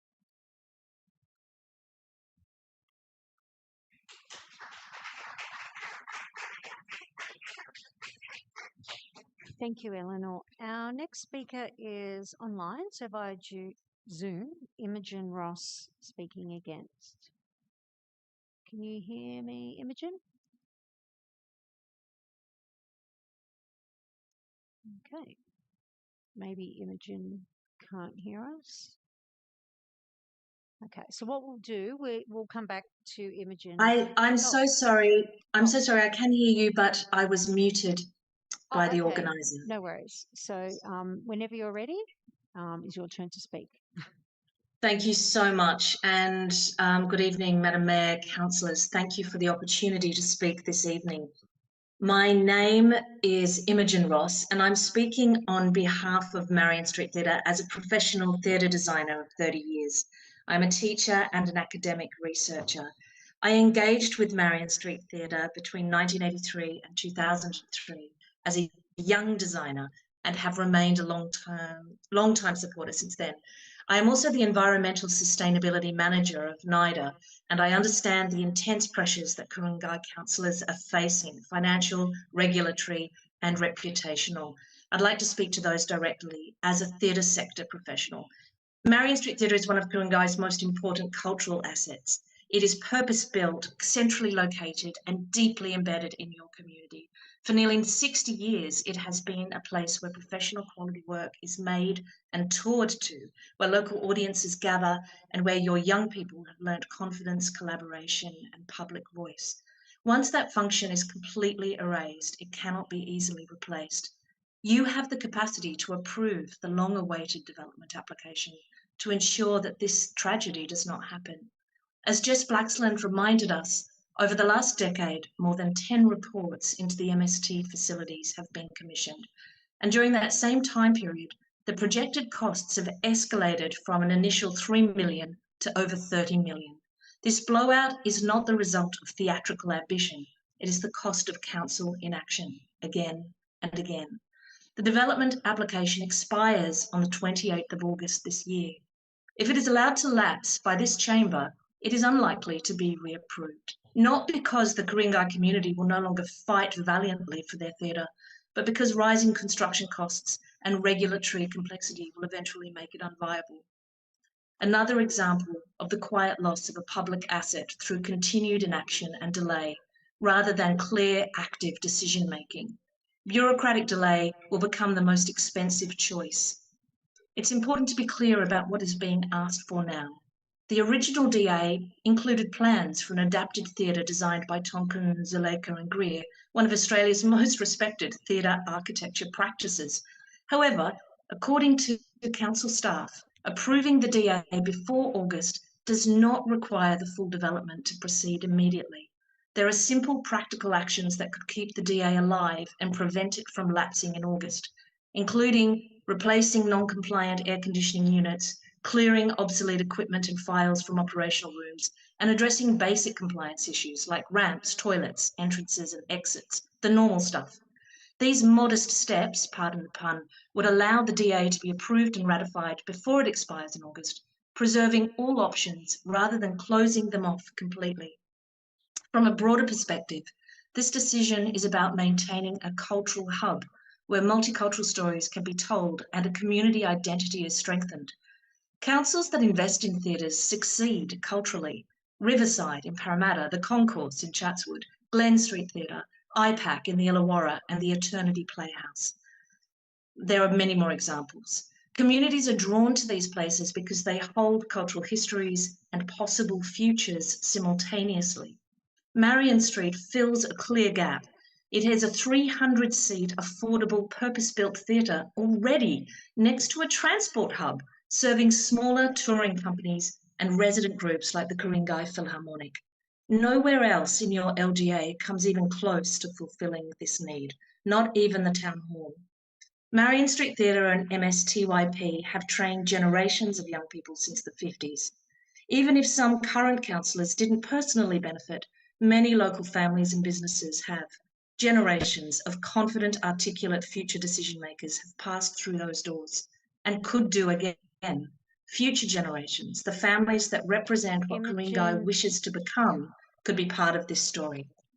Okay. Oh, Imogen, your time's expired. I know you probably don't hear the ding, but unfortunately. But are you able to send through your speech to us via an email if you haven't already done so?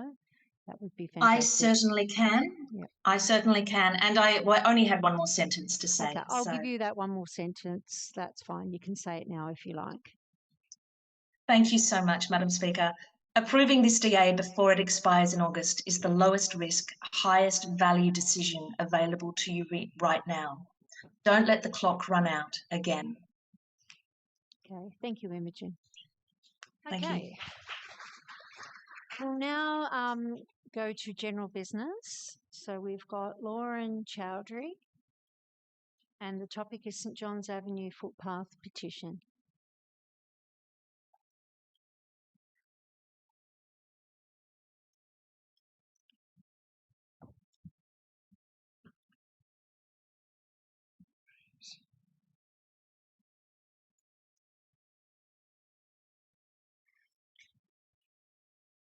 Whenever you're ready.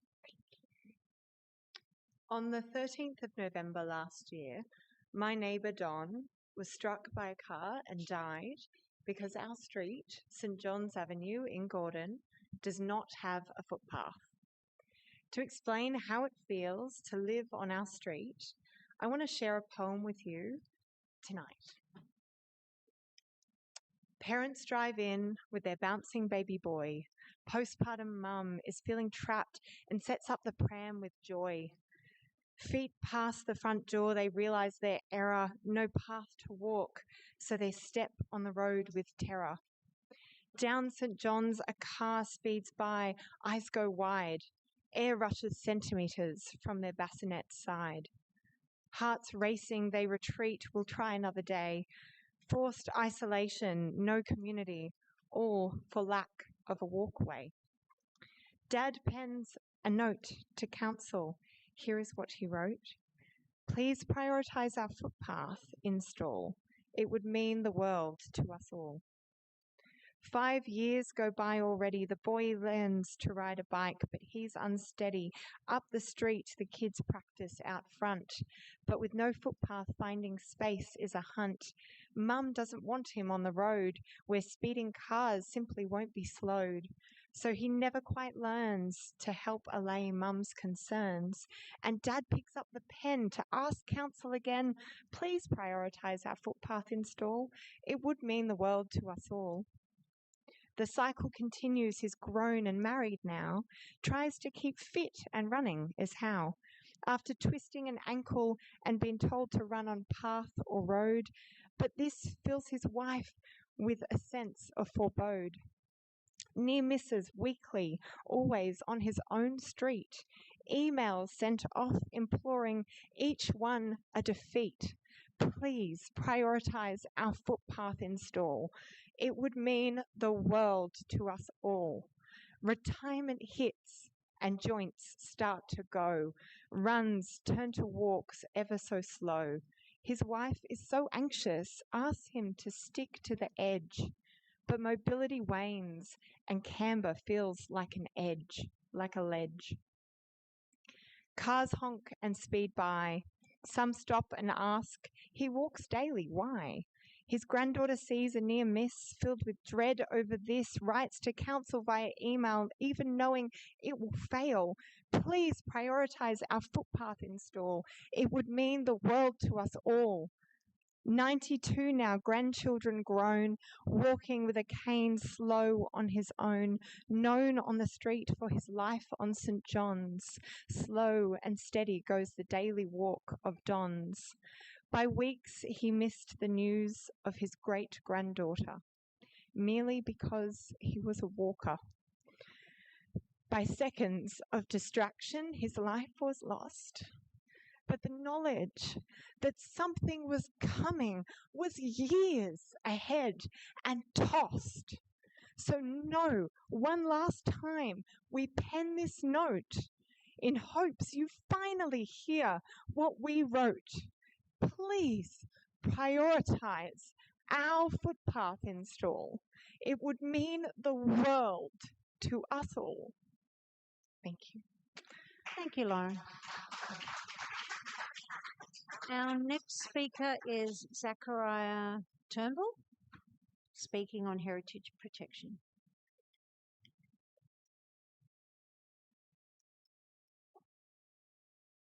Hi, thank you for this opportunity. I'm a PhD candidate in philosophy and ethics and a long-term Gordon resident. So I want to focus on the Council's use of the IHO process in these remarks. So Section 25 of the New South Wales Heritage Act states that a council may make an interim heritage order on a site that it considers may be found to be of local heritage significance and that it considers, quote, is being or is likely to be harmed. This threat of harm criterion is importantly designed to protect potential heritage items before they have been in any way physically damaged. In a June 2026 report to our Heritage Reference Committee, Heritage New South Wales Guidelines for Council was cited as evidence that the sale of a property alone is not an adequate reason to impose an IHO. The report probably refers to Section 5.5.2, where it is stated that the sale of a property does not mean that an item is under threat. I think this would reasonably be taken to mean that, all else being equal, without further information, a sale does not mean that an item is under threat. It would not reasonably be taken to mean that no actual case of sale, in concomitance with further public information, could form sufficient circumstances to constitute a threat. This suggested reading would explain why IHOs have already often been used in circumstances of sale. When it became known that a Chatswood property had been purchased with a development intention, Willoughby Council put an IHO on the Federation House before the sale had settled. That happened very recently.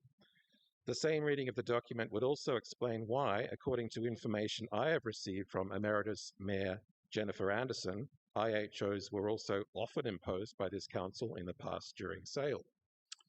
This reading of likelihood of harm in the Act also shows consistency with its prevailing interpretation, even where a stronger threshold for threat has been met.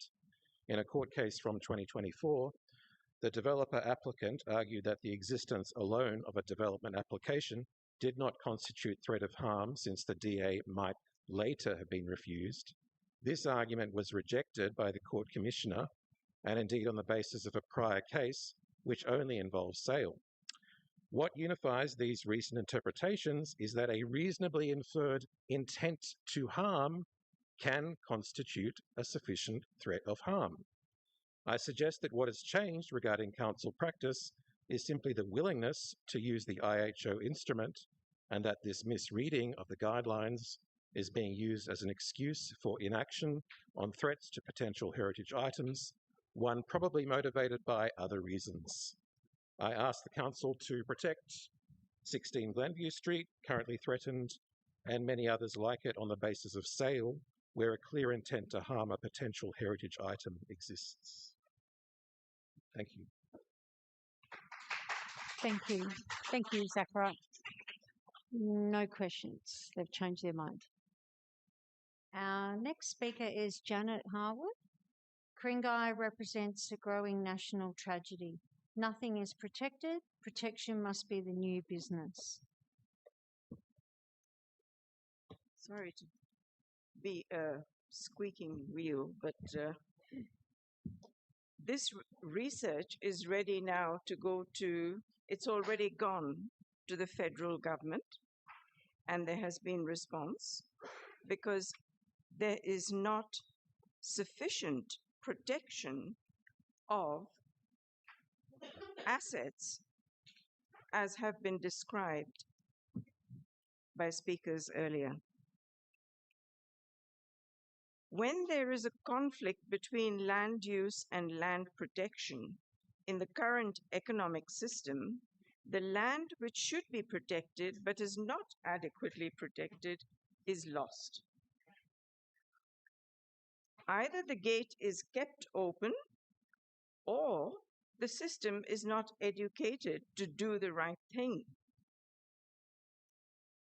The biodiversity rail corridor with the transition town, including Hillview, which should have an IHO on it, and a landscape museum for eco-literacy is a solution. It has and it is being presented to both federal government and as something that universities need to look at for the whole country.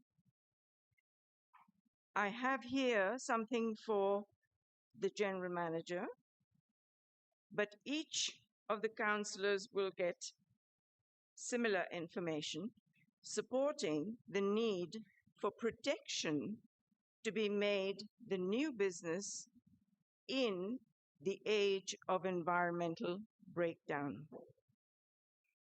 I've said this quite often, so there's no need to keep saying it, but now is the time to start protecting places such as you have heard, and for increasing the ecological literacy of everyone.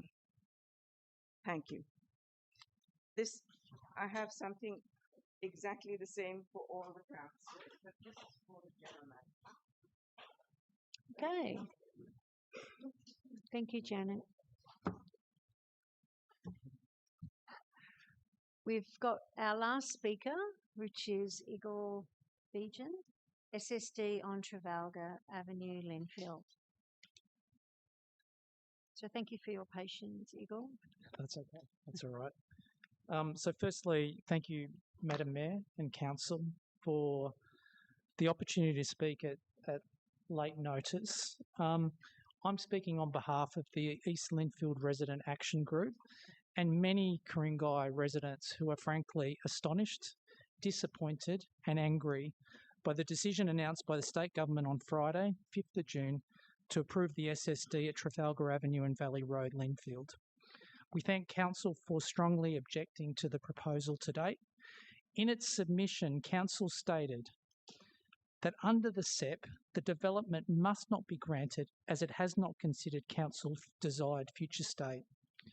We believe, that there's been a denial of procedural fairness and an error of law with this determination. To remind everyone, this development is a 9-storey, 32-metre high, 90-metre long, 205-unit monstrous structure which offers no transition from its hilltop position to the adjoining 1 to 2 level houses within the Middle Harbour Road HCA, including 4 adjoining heritage homes. It is over 400 metres from the Linfield train station and outside Council's Todd. Its scale and intensity is fundamentally inconsistent with the existing and intended future character of the area. It will completely overshadow several adjoining homes. 3 homes adjoining the development will receive 0 to 1 hour of solar access in winter between the hours of 9 a.m. to 3 p.m. Incredibly, DPHI stated that the overshadowing impacts were acceptable and made false statements on solar received by all the southern adjoining properties. The development represents a monumental failure of urban planning. We have been disgusted and frustrated by the process. We believe the outcome was predetermined and therefore biased. Consultation was non-existent. DPHI refused to meet with impacted residents adjoining the proposed development. DPHI also accepted without challenge many false and misleading assertions by the developer in the face of strong, contrary, fact-based expert analysis. DPHI relied solely on the developer's submission portraying a future built form and character of the area which was incompatible with current zoning, riparian setbacks and other planning constraint. We highlighted this false premise clearly to DPHI. DPHI ignored views and evidence which conflicted with their pro-developer stance. The developer acted as though approval was assured from the very beginning. We outlined our grave concerns to DPHI twice before their decision with evidence. No substantive response was provided.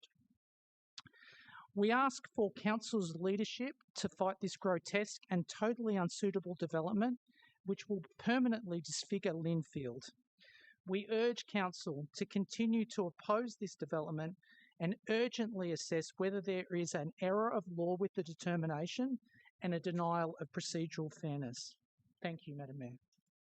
Thank you, Igor. I've just got a question from Councillor Nye, if you would like to take that, which is entirely up to you. Yeah, sure. Thank you, Igor, for coming to speak, and I note that we'll be catching up on Thursday to explore further.